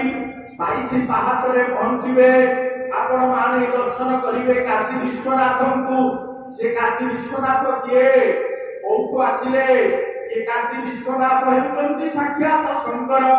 କାଶୀରେ ରହୁଛନ୍ତି, ପାର୍ବତୀ କଥା ଶୁଣୁଛନ୍ତି, ଶଙ୍କର କହୁଛନ୍ତି, ବ୍ୟାସଦେବ କଥା କହୁଛନ୍ତି, ଗଣେଶ ଲେଖୁଛନ୍ତି, ଯାଜ୍ଞବଳକ ଭରଦ୍ୱାଜ ଶୁକ ଆଉ ପରୀକ୍ଷିତଙ୍କର ସମ୍ବାଦ ଅଛି। ପାର୍ବତୀ କହିଲେ ଭଗବାନ ଶଙ୍କର ଏ କାଶୀର ଧାମ ହେଉଛି ପବିତ୍ର ଧାମ, କିନ୍ତୁ ଆସନ୍ତୁ ଟିକେ ବୁଲି ଆସିବା। କହୁଛନ୍ତି ତ୍ରୟମ୍ବକେ ଶୁଣ ଶାକମ୍ଭରୀ ଶ୍ରୀରାମ ଚରିତ କଥା ଅପୂର୍ବ ମାଧୁରୀ, ଏହା ଶୁଣି ଆଗରେ ଆଗୁ ଶୁଣିବ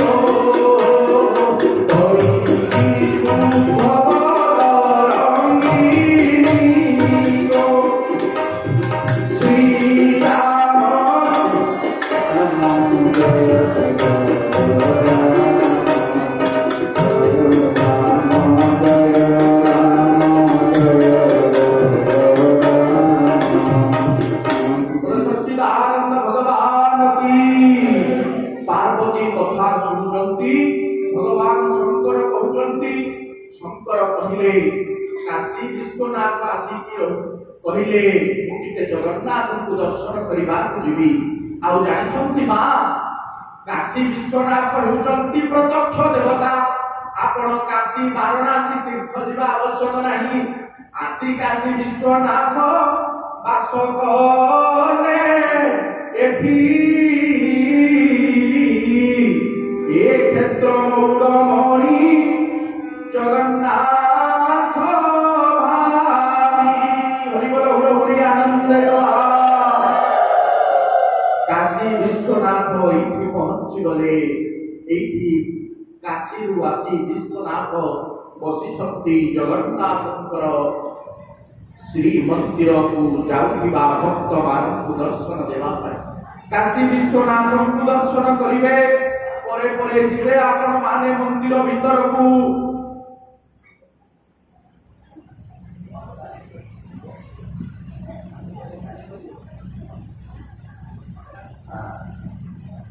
हरिबल हुड़हुड़ी आनंद सच्चिदानंद भगवान की सज्जन ସେଇଠି ପ୍ରଶ୍ନ ରହିଛି। 18ଟା ନଳରୁ 17ଟି ନଳା ଯଦି ଏଇଠି ରହିଲା, ଆଉ ଗୋଟିଏ ନଳା କୋଉଠି ରହିଲା? ଏ ପ୍ରଶ୍ନଟା ଏ ବର୍ଷ ନୁହଁ, ଆସନ୍ତା ବର୍ଷ ସମାଧାନ ହେବ।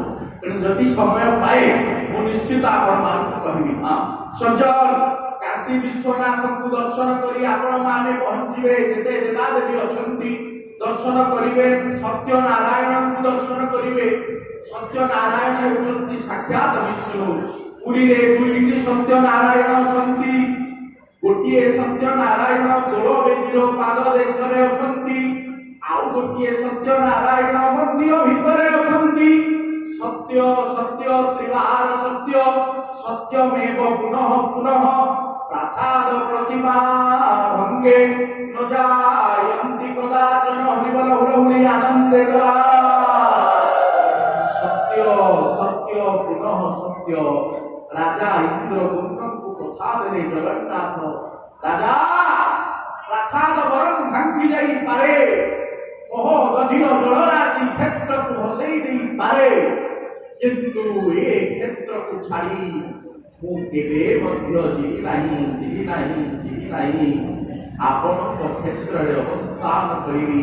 ଏ କ୍ଷେତ୍ର ହେଉଛି ପରମ ପାବନ ମାଲୋ। କାଶୀ ବିଶ୍ୱନାଥଙ୍କୁ ଦର୍ଶନ କରି ସତ୍ୟନାରାୟଣଙ୍କର ପାଦଦେଶରେ ମୁଣ୍ଡିଆ ମାରି କଳ୍ପବଟକୁ ପହଞ୍ଚିବେ। କଳ୍ପବଟର ପାଦଦେଶରେ ଅଛନ୍ତି ବଟ ଗଣେଶ। ସେ ବଟ ଗଣେଶ କିଏ? ଯୁଗ ଯୁଗ ଧରି ଅଛନ୍ତି। ଦୁଇଟି ଗଣେଶ ଅଛନ୍ତି, କାଞ୍ଚି ଗଣେଶ, ବଟ ଗଣେଶ। ପୁରୁଷୋତ୍ତମ ଦେବ ଓଡ଼ିଶାର ରାଜା କାଞ୍ଚି ବିଜୟ କରି ପଦ୍ମାବତୀଙ୍କୁ ଆଣିଲେ, ଆଉ କାଞ୍ଚି ଗଣେଶଙ୍କୁ ଆଣିଲେ। ଇଏ ଦୁଇ ଜଣଙ୍କୁ ଆଣି ପଦ୍ମାବତୀଙ୍କୁ ବିବାହ କଲେ। ଆଉ ସାକ୍ଷୀ ଗୋପୀନାଥ ଗୋପାଳ ବି ଆସିଲେ, ଆଉ ତାରିଣୀ ଦେବୀ ବି ଆସିଲେ କେନ୍ଦୁଝରଗଡ଼ର।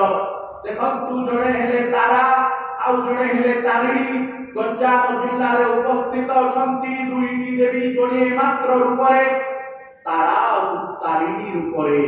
ଲାଞ୍ଜିପଲ୍ଲୀରେ ତାରା, କେନ୍ଦୁଝରରେ ତାରିଣୀ, ଦୁଇଟି ଦେବୀ ଏକତ୍ରିତ ହୋଇ ଅଛନ୍ତି। ପୁରୁଷୋତ୍ତମ ପୀଠରେ ତାରା ତାରିଣୀ ରୂପରେ ହରିବୋଲ ହୋଇ ଆନନ୍ଦିତ। ସଜ୍ଜନ ମୁକ୍ତି ମଣ୍ଡପରେ ମୁଣ୍ଡିଆଟିଏ ମାରି ବିମଳାଙ୍କୁ ଦର୍ଶନ କରିବାକୁ ଯିବେ। ଏ ବିମଳା କିଏ? এই বিমଳା ହେଉଛନ୍ତି ରାଜେଶ୍ୱରୀ ଶ୍ରୀମନ୍ଦିରର ଅଧୀଶ୍ୱରୀ। ବାପା ମାନେ ଜୀବନରେ ଯେବେ ଦୁଃଖ ଅଛି ମାର ପାଖରେ ଜଣାଇବ। ମା ନାମ କୋମଳତି ମଧୁର ମାନ, ଧନ୍ୟ ଯିଏ ପ୍ରାଣ ଦିଏ ତାଙ୍କରି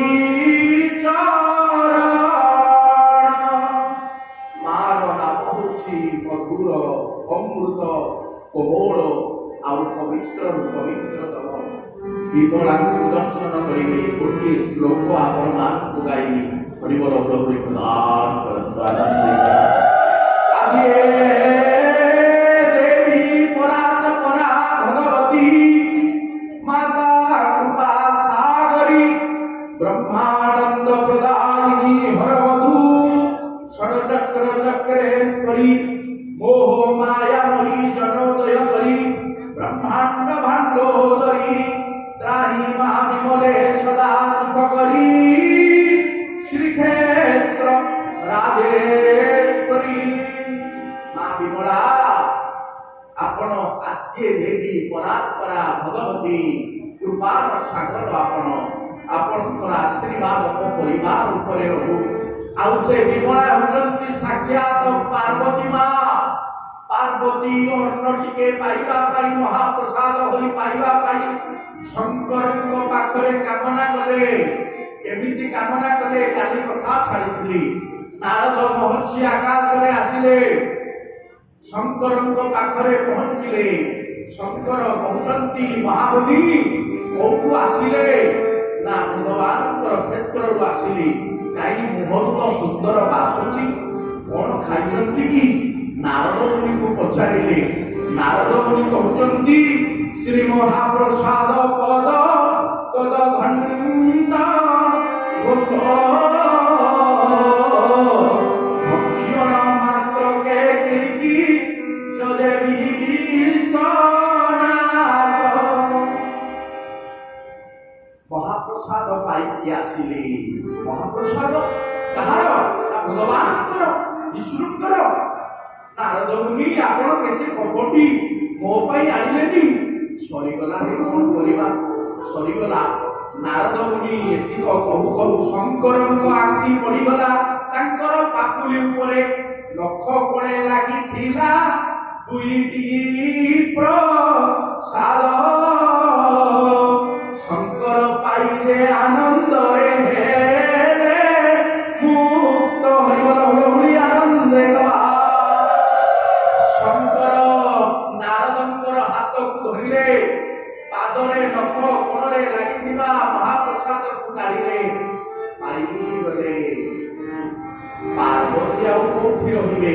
ଦୌଡ଼ି ଆସିଲେ କଣ ଘନ ଘନ ବାସୁଛି କପିଳାସ ପର୍ବତ ଉପରେ। ଆଜ୍ଞା ଆପଣ ଯେତେ ପ୍ରସାଦ ପାଆନ୍ତୁ, ମହାପ୍ରସାଦ ପାଇଗଲା କ୍ଷଣି ଦେଖିବେ ସେ ମାହୋଲଟା ପରିବର୍ତ୍ତନ ହେଇଯିବ। କେତେ ସୁନ୍ଦର ବାସ୍ନା ହେବ, କାରଣ ଜଗନ୍ନାଥଙ୍କର ଆଖି ପଡ଼ିଗଲା, ସେ ବାସୁ ନଥିବ। ଦେଖନ୍ତୁ ଆଜ୍ଞା, ଯେତେବେଳେ ପଖଡ଼ା ଆସୁଥିବ, ଆପଣ ପୁରୀ କେବେ ଯାଇଥିବେ, ରୋଷଶାଳା ପାଖରେ ଠିଆ ହେବେ, ଟିକେ ଦେଖିବେ ବାଘ ମୁହଁ ବାନ୍ଧି ସୁଆର ସେବକ ମାନେ କାନ୍ଧରେ ବହି ନେଉଥିବେ ଅବଢ଼ା, କିଛି ବି ବାସିବନି, କିଛି ବି ଜଣା ପଡ଼ିବନି। ଯେତେବେଳେ ଭୋଗ ମଣ୍ଡପରେ, କୃଷ୍ଣ ବଲ୍ଲଭ ମଣ୍ଡପରେ ଜଗନ୍ନାଥଙ୍କ ଅର୍ପଣ ହେଇଯିବ, ତାର ଯୋଉ ବାସ୍ନା, ତାର ଯୋଉ ମାହୋଲ, ତାର ଯୋଉ ଆନନ୍ଦ, ସେ ବାସ୍ନା ପାଇକି ପେଟ ଆଜ୍ଞା ପୁରିଯିବ, ଦୌଡ଼ିଯିବ ମନ ଆନନ୍ଦ ବଜାରକୁ ପ୍ରସାଦ ପାଇବା ପାଇଁ। ହରିବୋଲ ହୁଳହୁଳି ଆନନ୍ଦ ହେବା।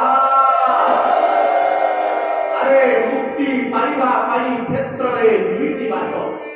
ସେ ବାଟଟି କଣ? ଗୋଟିଏ ହେଲା ମହାପ୍ରସାଦ, ଭଗବାନଙ୍କର ମହାପ୍ରସାଦ ପାଇଯିବ। ଆଉ ଗୋଟିଏ କଣ? ଘଣ୍ଟ ବାଜୁଥିବ, ଜଗନ୍ନାଥଙ୍କର ପବିତ୍ର ରଥଯାତ୍ରାରେ ଘଣ୍ଟ ଡମ ଡମ ଡମ ଡମ ଘଣ୍ଟ ବାଜୁଥିବ। ଠିକ୍ ଏକ ତାଳର ଲୟରେ, ଏକ ତାଳର ଛନ୍ଦରେ ସେଇ ଘଣ୍ଟର ଶବ୍ଦ ଯେତେବେଳେ କାନରେ ପଡ଼ିବ, ଶ୍ରୀ ମହାପ୍ରସାଦ ପଦ ପଦ ଘଣ୍ଟ ଘୋଷ শ্রবণ মাত্রকে কিলিকি জগে বিশ্বনাশ। হরিবল হুলহুলি আনন্দে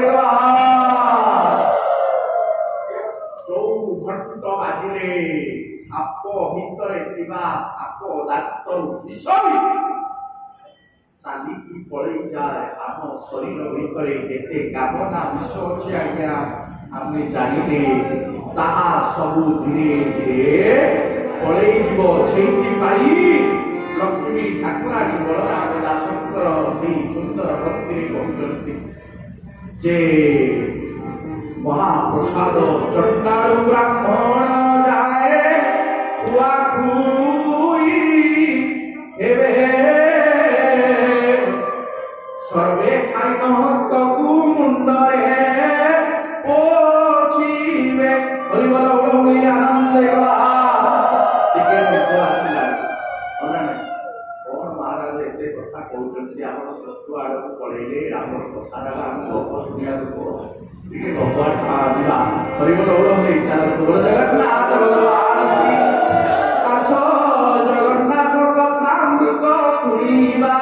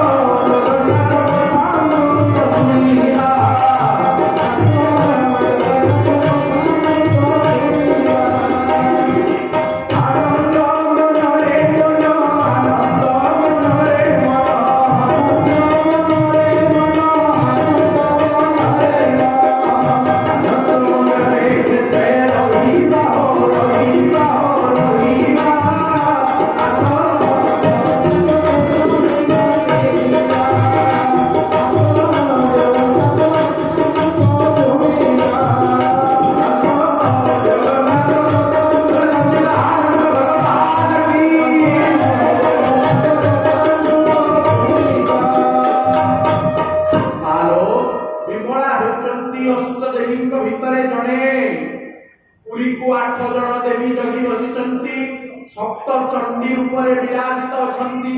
ପାର୍ବତୀ ଦୌଡ଼ି ଆସିଲେ, ଶଙ୍କରଙ୍କୁ କହିଲେ କଣ ଘଣ ଘଣ ବାସୁଛି, ଆପଣ ମତେ ନଦେଇ ଏକୁଟିଆ ଖାଇଲେ କେମିତି? ଶଙ୍କର ଦି ଛେପ ଢୁଣ୍ଡିଲେ, କହିଲେ ପାର୍ବତୀ କଣ ଭୁଲ ହେଇଗଲା, ମୋ ପାଇଁ ନଥିଲା, ନାରଦଙ୍କର ଲକ୍ଷ କୋଣରୁ ଦିଟା ବଢିଥିଲା ଯେ ପାଟିରେ ପକେଇଦେଲି।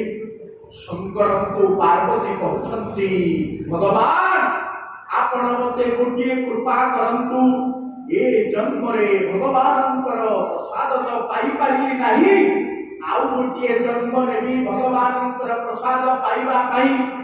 କଳି ଯୁଗେ ବିମଳାରେ ମନ୍ଦିରେ ବସିବେ, ପ୍ରସାଦ ପାଇନ ଦେବ ଆନନ୍ଦେ ହୋଇ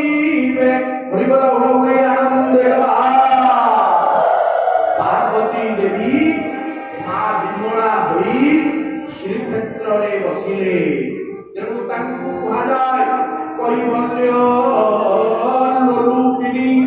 ବିମଳାଙ୍କର ଅନ୍ୟ ନାଁ କଣ? ମା ମନେ ଦେଇ ଶୁଣ, କୈବଲ୍ୟ ଲୋଲୁପିନୀ ଅନ୍ୟ ନାମ ହେଉଛି କୈବଲ୍ୟ ଲୋଲୁପିନୀ। କୈବଲ୍ୟରେ ତାଙ୍କର ଭାରି ଶ୍ରଦ୍ଧା। ଆପଣ କିଛି ପ୍ରସାଦ ରଖନ୍ତୁ କି ନ ରଖନ୍ତୁ, ଆପଣଙ୍କର ଇଷ୍ଟ ଦେବତାଙ୍କ ପାଖରେ ପୁରୀକୁ ଗଲେ ନିଶ୍ଚିତ କୈବଲ୍ୟଟିଏ ଆଣିବେ। କିଏ ମରିଯିବ ପାଟିରେ ଦେଇଦିଅ କୈବଲ୍ୟଟିଏ। ତାର ବୁଢ଼ାର ଦେହ ଦୁକୁ ଦୁକୁ ହଉଛି, ଜୀବନ ଛାଡୁନି। କେତେ ଗାଳି କରିଛି ବୁଢ଼ୀକୁ, କେତେ ବାଡେଇଛି ଶାଶୁ ଶ୍ୱଶୁରକୁ, କେତେ ମକଦ୍ଦମା ଯାଇଛି, କେତେ ମହକ କରିଥିଲା, କେତେ ପାପ କରିଛି ଯେ ଯମ ବି ଚିତ୍ରଗୁପ୍ତକୁ କରିପାରି ନାହାନ୍ତି ଲେଖିଦିଅ ବୋଲି। କିନ୍ତୁ କୈବଲ୍ୟ ରୂପିଣୀଙ୍କର ସେଇ ମହାପ୍ରସାଦ ଟିକେ ପାଇଗଲା କ୍ଷଣି ମାର ଆଉ ଦୁଃଖ ରହିବନି। ତେଣୁ ମା ବିମଳା ଦେବୀଙ୍କର ଆଶୀର୍ବାଦ ପ୍ରାପ୍ତ ହେବେ। ବିମଳା କେବଳ ସେତିକ ନୁହନ୍ତି, କ୍ଷେତ୍ରକୁ ଜଗି ବସିଛନ୍ତି 7 ଜଣ 8 ଜଣ ଚଣ୍ଡୀ।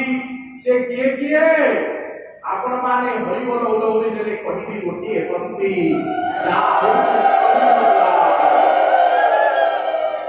ସ୍କନ୍ଦ ପୁରାଣ। ସୀମାଞ୍ଚଳ ଭାଇ ଜାଣିଥିବେ, ଜଗନ୍ନାଥ ସଂସ୍କୃତିକୁ ବୁଝିବା ପାଇଁ 3ଟି ଗ୍ରନ୍ଥ। ତାହା ହେଉଛି ସ୍କନ୍ଦ ପୁରାଣ, ବାମଦେବ ସଂହିତା, ଆଉ ଆପଣ ମାନଙ୍କର ନୀଳାଦ୍ରି ମହୋଦୟ। କଣ? ବାମଦେବ ସଂହିତା, ସ୍କନ୍ଦ ପୁରାଣ ଆଉ ନୀଳାଦ୍ରି ମହୋଦୟ। ସ୍କନ୍ଦ ପୁରାଣରେ ଉଲ୍ଲେଖ ହେଲା ପୁରୀ ମନ୍ଦିରକୁ 8 ଜଣ ଚଣ୍ଡୀ ଜଗି ବସିଛନ୍ତି। କିଏ କିଏ?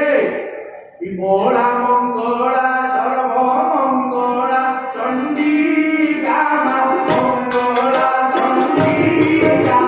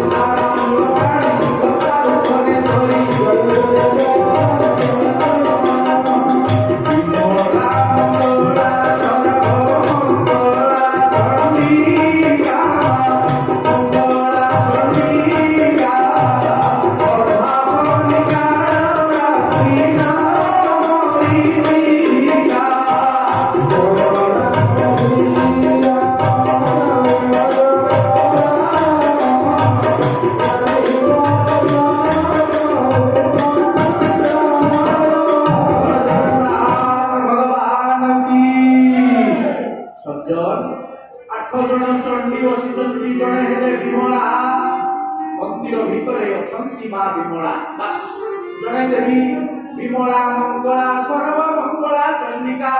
କାକଟପୁରରେ ଅଛନ୍ତି ମା ମଙ୍ଗଳା। ମନେ ବାଟରେ ବାଟ ମଙ୍ଗଳା ଦେଖିବା 18 ନଳା। ଶଙ୍ଖନାଭି ମଣ୍ଡଳରେ ବେନି ନେତ୍ର ପଖାରିବା। ମୁଁ କାଲି ବଦ ଆପଣମାନଙ୍କୁ ଗାଇ ଶୁଣେଇଥିଲି, ଆଜି ଆଉ ଗାଇ ସମୟ ନଷ୍ଟ କରିବି ନାହିଁ। ମୁଁ କେବଳ ଛୁଇଁ ଦେଇ ଯାଉଛି।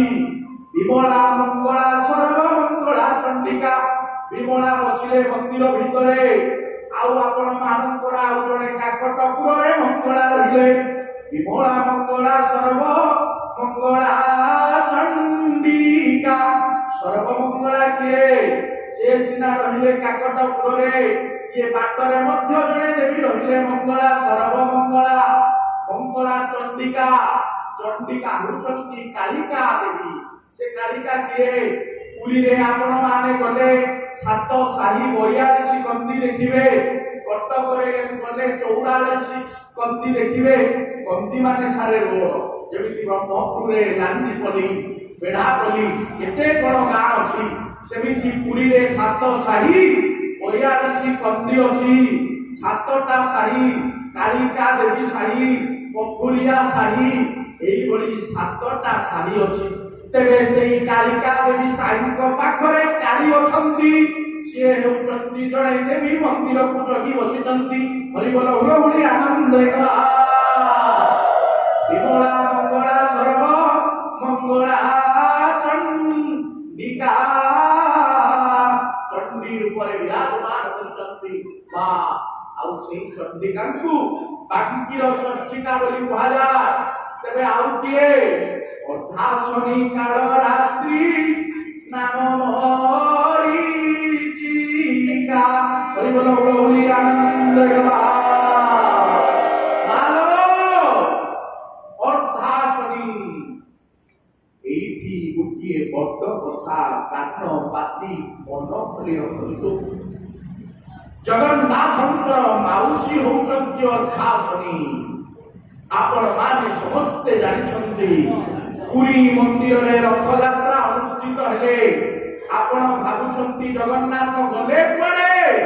ନା ମାଉସୀ ଘରକୁ ଗଲେ? ନା, ସେ ମାଉସୀ ଘରକୁ ଯାଇନାହାନ୍ତି ମା। ତେବେ ଗଲେ କୋଉଠିକି? ନା ମାର ଘରକୁ ଗଲେ। ସେ ମା ହଉଛନ୍ତି ରାଣୀ ଗୁଣ୍ଡିଚା। ଜଗନ୍ନାଥଙ୍କର ସମସ୍ତେ ଅଛନ୍ତି। ଆପଣଙ୍କ ଘରରେ ବାପା ଅଛନ୍ତି।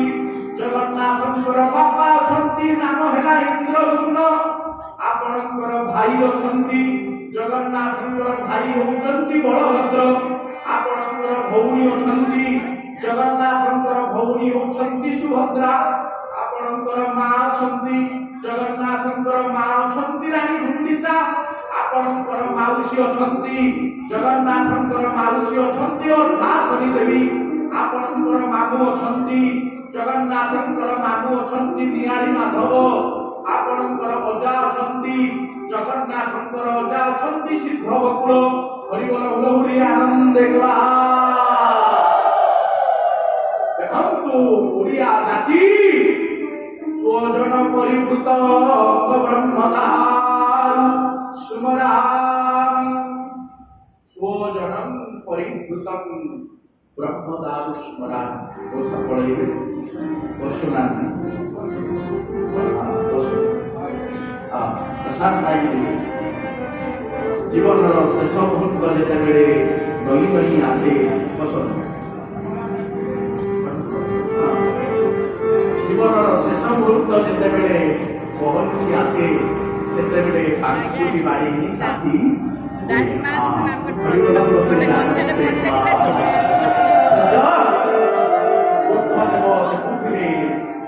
ଜରା ଜାତି ସବୁ କିଛିକୁ ଦେଖି ନିର୍ବାଣର ପଥରେ ଚାଲିଗଲେ। ସତରେ ଏଠି ଆନନ୍ଦ ଥାଏ। ସବୁ କିଛି ସରିଗଲା ପରେ ଭଗବାନ ଯେମିତି ପାଖେଇ ଆସୁଛନ୍ତି। ଜୀବନର ମୁକ୍ତିର ମାର୍ଗଟା ଯେମିତି ନିକଟତର ହେଇଗଲାଣି। ଆସନ୍ତୁ ପୁଣି କଥା ପ୍ରସଙ୍ଗକୁ ଫେରିଯିବା। ସମସ୍ତେ ଗୋଟେ ଜଗନ୍ନାଥ ପ୍ରେମରେ ଆନନ୍ଦ ହେଇଗଲା। ଦେଖନ୍ତୁ ସଜ୍ଜନ, ଜଗନ୍ନାଥଙ୍କର ମାଉସୀ ହଉଛନ୍ତି ଅର୍ଦ୍ଧାଶନି ଦେବୀ। ମାଲୋ, ସେ ମାଉସୀ ନୁହନ୍ତି କେବଳ, ସେ ଜଣେ ଦେବୀ। ସେ ଅର୍ଦ୍ଧାଶନି ଦେବୀ। କାହିଁକି ତାଙ୍କରି ନାମ? ମୁଁ ଆପଣ ମାନଙ୍କୁ ନେଇ ଯାଉଛି ପୁରୀ। ଆପଣ ଯେବେ ବର୍ତ୍ତମାନ ଦେଖୁଛନ୍ତି ରଥଯାତ୍ରା, ତିନୋଟି ରଥ। ଜଗନ୍ନାଥଙ୍କର ରଥର ନାମ ନନ୍ଦିଘୋଷ, ବଳଦେବଙ୍କ ରଥର ନାମ ତାଳଧ୍ୱଜ, ସୁଭଦ୍ରାଙ୍କର ରଥର ନାମ ହେଉଛି ଦର୍ପଦଳନ। ସଜ୍ଜନ, ଏବେ ସିନା ତିନୋଟି ରଥ। ଆପଣ ମାନେ 200 ବର୍ଷ ତଳକୁ ଫେରି ଯାଆନ୍ତୁ। ସେତେବେଳେ ହଉଥିଲା 6ଟି ରଥ। କାହିଁକି 6ଟି ରଥ? ନା ତିନୋଟି ରଥ ଆସୁଥିଲା ଶ୍ରୀମନ୍ଦିର ଜଗନ୍ନାଥଙ୍କର ମନ୍ଦିରରୁ ଅର୍ଦ୍ଧାଶନି ଦେବୀଙ୍କ ପାଖକୁ। ମଝିରେ ବହୁଥିଲା ଗୋଟିଏ ମାଳିନୀ ନଦୀ। ସେ ମାଳିନୀ ନଦୀ ହେଉଛି ଦୟା। ଆପଣ ମାନଙ୍କର ମହାନଦୀର ଗୋଟିଏ ଶାଖା। ମହାନଦୀରୁ ବହମାନ ହେଇ ମାଳିନୀ ନଦୀ ସମୁଦ୍ରରେ ମିଶୁଥିଲା। ବାଙ୍କି ମୁହାଣ ହେଉଛି ସ୍ଥଳ। ସମୁଦ୍ର ଆଉ ନଦୀର ମିଳନ ସ୍ଥଳକୁ ମୁହାଣ କୁହାଯାଏ। ମାଲୋ, ସେ ମାଳିନୀ ନଦୀ ଯେତେବେଳେ ପ୍ରବାହିତ ହେଉଥିଲା, ଏତେ ଜୋର ଝଡ଼ ଆସୁଥିଲା, ପବନ ଆସୁଥିଲା ସମୁଦ୍ରର ଜୁଆରରେ। ମାଳିନୀ ନଦୀର ବୁଲି ଉଠିବା ଫଳରେ ସମୁଦ୍ରର ଆଘାତରେ ପୁରୀଟି ଜଳମଗ୍ନ ହେଇଯାଉଥିଲା। ଗଜପତି ଅର୍ଦ୍ଧାଶନି ଦେବୀଙ୍କ ପାଖରେ ଗୁହାରିଆ ପଡ଼ିଲେ। ମା, ଆପଣ ହଉଛନ୍ତି ହେଉଛନ୍ତି ଏ କ୍ଷେତ୍ରର ନଦୀ କୂଳର ଇଷ୍ଟ ଦେବୀ। କହନ୍ତୁ ମା, ଆପଣ ଖାଉ ଖାଉ ଯଦି କ୍ଷେତ୍ର ଉଡ଼ିଯିବ, ତେବେ ଜଗନ୍ନାଥଙ୍କର ଧାମର ନାଁ ଲୋପ ପାଇଯିବ। ଆପଣ ଏହାର ବିଚାର କରନ୍ତୁ।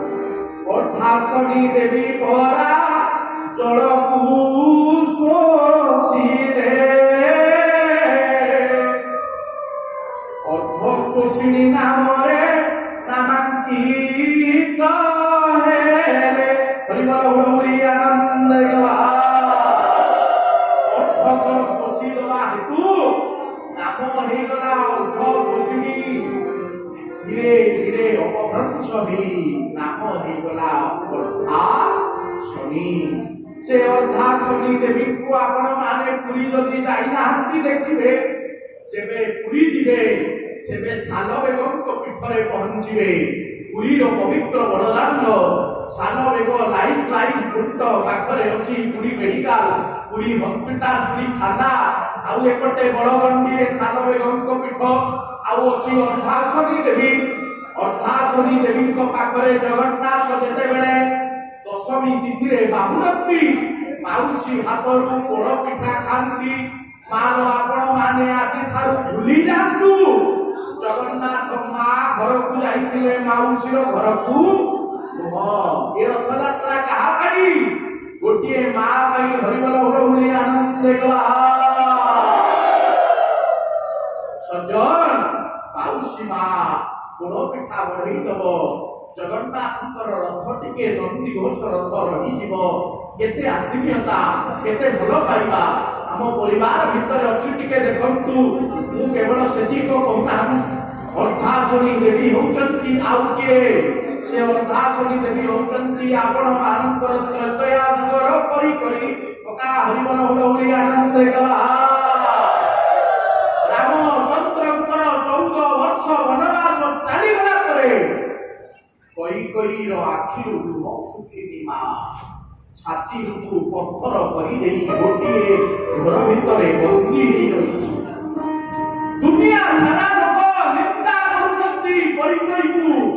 ତୋରି ପାଇଁ ମନ୍ଥରା କଣ ଏମିତି ମନ୍ଥି ଦେଲା ଯେ ରାମକୁ 14 ବର୍ଷ କୈକେୟୀ ପଠେଇ ଦେଲେ ବର ମାଧ୍ୟମରେ ବନବାସ। ବିଧାତା କୋଉଠି ଅଛୁ? ଦୁଇ ଖଣ୍ଡ ହେଇଯା। ଆକାଶ କୋଉଠି ଅଛୁ? ପାତାଳ ସହିତ ମିଶିଯା। କିନ୍ତୁ କୈକେୟୀର ମୁହଁ ଦେଖିବାକୁ ମୁଁ ଚାହେଁନି। ଅଯୋଧ୍ୟାର ସମସ୍ତ ନର ନାରୀ କୈକେୟୀକୁ ଭର୍ତ୍ସନା ଦେଉଛନ୍ତି। ନାରୀର ହୃଦୟ କୋମଳ ବା ବରଟା ସିନା ମନ୍ଥରା ମାଗିଦେଲା, କିନ୍ତୁ ମନ୍ଥରାର କଥାରେ ପଡ଼ି କୈକେୟୀ ସିନା ବର ମାଗିଦେଲେ ରାଜା ଦଶରଥଙ୍କୁ, କିନ୍ତୁ 14 ବର୍ଷ ଏମିତି କୋଉ ଦିନ ନାହିଁ ଯୋଉଦିନ କୈକେୟୀ ମୁହଁ ନ ଲୁଚେଇ କାନ୍ଦିଛି।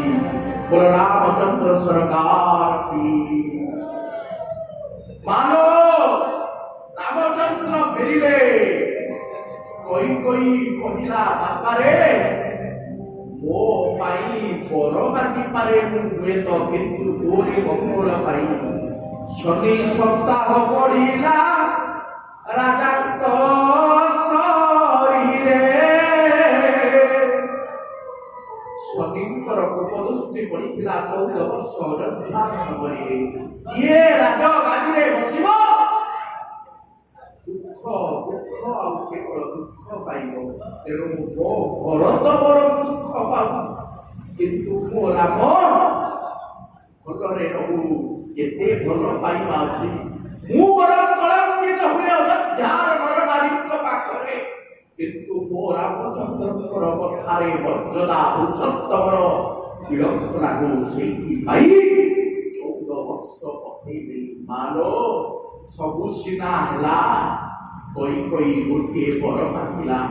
ହେ ରାମଚନ୍ଦ୍ର, ହୁଏତ ଆଜି ତୁମେ 14 ବର୍ଷ ବନବାସ ଗଲ ବୋଲି ମୁଁ ଅଯୋଧ୍ୟାର ନରନାରୀଙ୍କ ପାଖରୁ এই বিলম্বিত অধ্যায়କୁ ଭୋଗିବାକୁ ପଡ଼ିଲା, କିନ୍ତୁ ଗୋଟିଏ ମାତ୍ର କଥା କର। କଳି ଯୁଗେ ସର୍ବଦିନେ ତୋ ପାଶେ ରହିବି।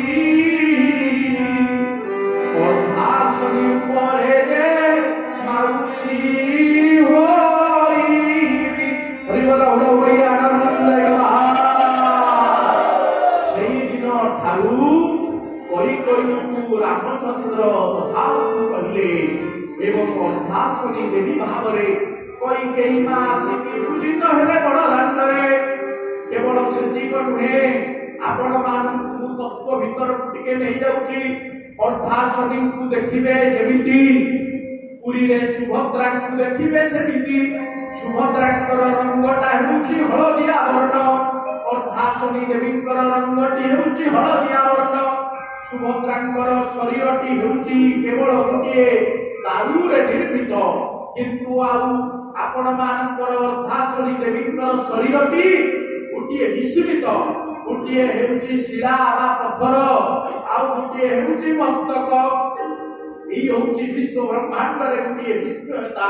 କୌଣସି ବ୍ରହ୍ମାଣ୍ଡରେ ଦେବୀ ନାହାନ୍ତି ଯିଏ ଅଧା ହେଉଛନ୍ତି ପଥର ଆଉ ଅଧା ହେଉଛନ୍ତି ଆପଣ ମାନଙ୍କର ଦାରୁ। ଶିଳା ହେଉଛି ତଳ ଭାଗ ଆଉ କାଠ ଭାଗ ହେଉଛି ମସ୍ତକ। ତେଣୁ ଅର୍ଥକ ଅର୍ଥ କହିଥିବାରୁ ନାମ ହେଲା ଅର୍ଦ୍ଧାଶନୀ ଦେବୀ। ହରିବଲ ହୁଳହୁଳି ଆନନ୍ଦ ଏତେ କଥା ଅଛି ଜଗନ୍ନାଥ ସଂସ୍କୃତିରେ। ରାତି ପାହିଯିବ କଥା କିନ୍ତୁ ସରିବ ନାହିଁ। ଆସ ଜଗନ୍ନାଥ କଥା ଅମୃତ ଶୁଣିବା, ଆସ ଜଗନ୍ନାଥ କଥା ଅମୃତ ଶୁଣିବା,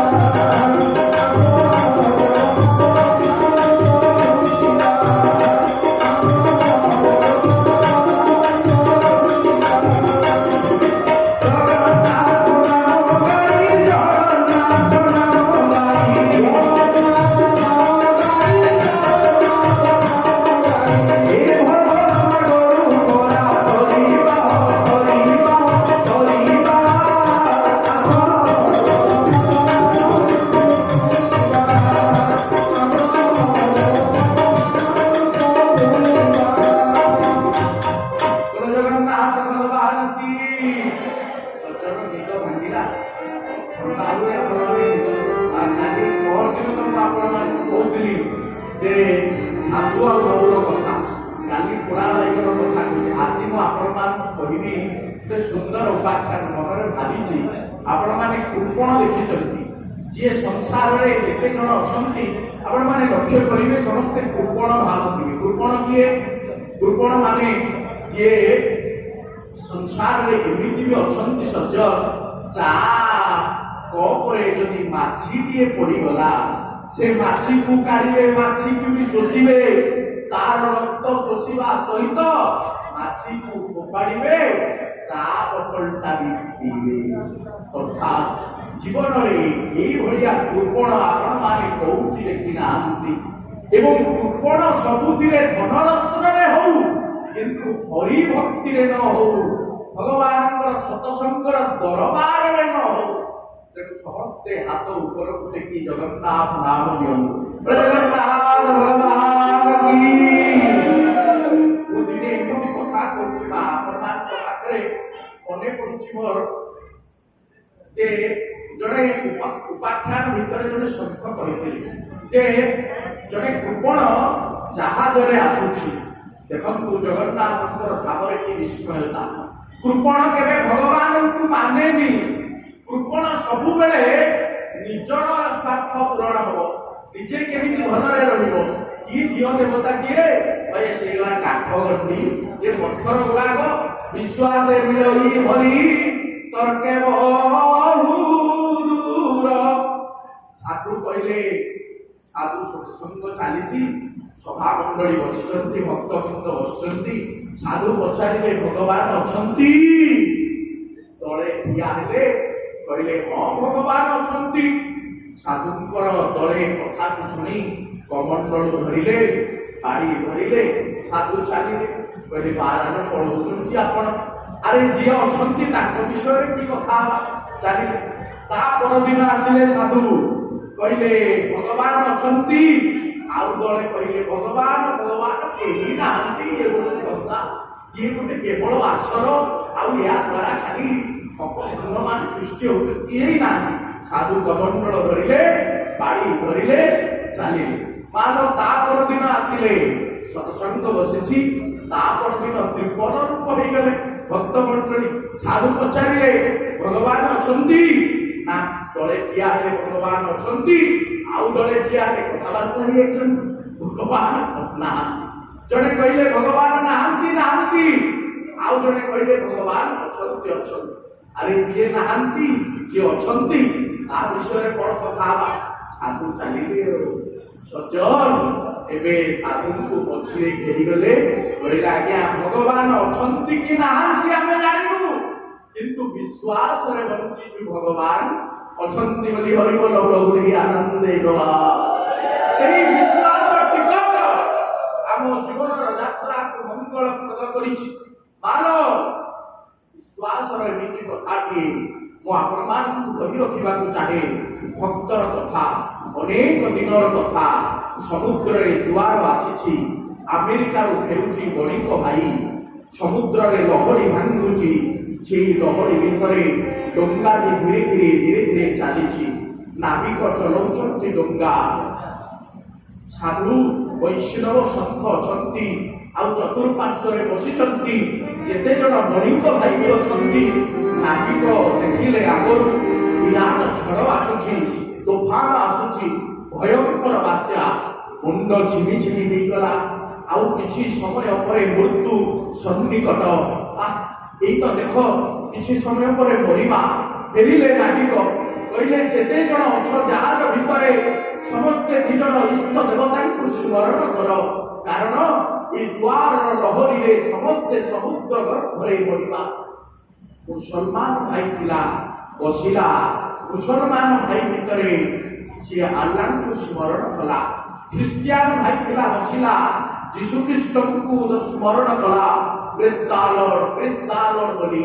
ଆଉ ହିନ୍ଦୁ ଭାଇଟିଏ ଥିଲା ବଣିକଟିଏ ଭାରି ଲୋଭୀ ଜୀବନରେ ଗୋଟିଏ ଟଙ୍କା କାହାକୁ ଦାନ ଦେଇନି ଗୁରୁ ବୈଷ୍ଣବ କଣ ଜାଣିନି ସନ୍ଥ ସମାଜ କଣ ଚିହ୍ନିନି ସତସଙ୍ଗରେ ବସିନି ଭଗବାନଙ୍କର କଥା ଶୁଣିନି ଭଗବାନଙ୍କର ଦିବ୍ୟ ନାମ ତୁଣ୍ଡରେ ଧରିନି ଏକଦମ ବଣିକଟା ମାଲ ସଜ୍ଜନ ସମ୍ପୂର୍ଣ୍ଣ ରୂପରେ କୃପଣଟା ମୁଁ ଆପଣମାନଙ୍କୁ କୃପଣ ବିଷୟରେ କହିବାକୁ ଚାହୁଁଛି କାହିଁକି ଏ କଥାଟା କହିଲି ସେଇଦିନ କିନ୍ତୁ ସଂସାରରେ ଏମିତି କେହି ନାହାନ୍ତି ଯିଏ ମରିବା କଥା ଶୁଣିଲେ ଛାତିଟା କୁକୁର ହବ ମାନ ବିଶ୍ୱାସ କରନ୍ତୁ ନାବିକ ଭାଇ ଯେତେବେଳେ କହିଦେଲେ ଆପଣ ମାନଙ୍କର ମୃତ୍ୟୁ ଆଉ କିଛି ସମୟ ବୋଲି ଜୀବନରେ ଭଗବାନଙ୍କୁ ଚିହ୍ନି ନଥିବା ବଣିକ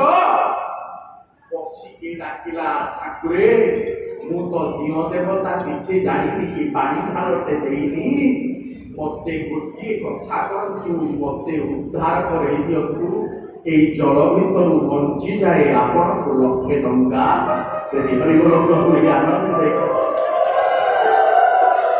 বিশ্বাস করন্তু সজ্জ ঝড় কেউটি ଥିଲା তোফান কোউটি ଥିଲା ସବୁ କିଛି ଶୂନ୍ୟ ମାର୍ଗରେ ଝଡ଼ ତୋଫାନର ବାର୍ତ୍ତା ଧୀରେ ଧୀରେ ପଳେ ଜାହାଜଟି ଆସି କୂଳରେ ଲାଗିଲା ଅନେକ ଦିନ ବିତିଗଲା ବଣିକ ଯାହା ସବୁ ଧନ ରତ୍ନ ଆଣିଥିଲା ଘରକୁ ଗଲା।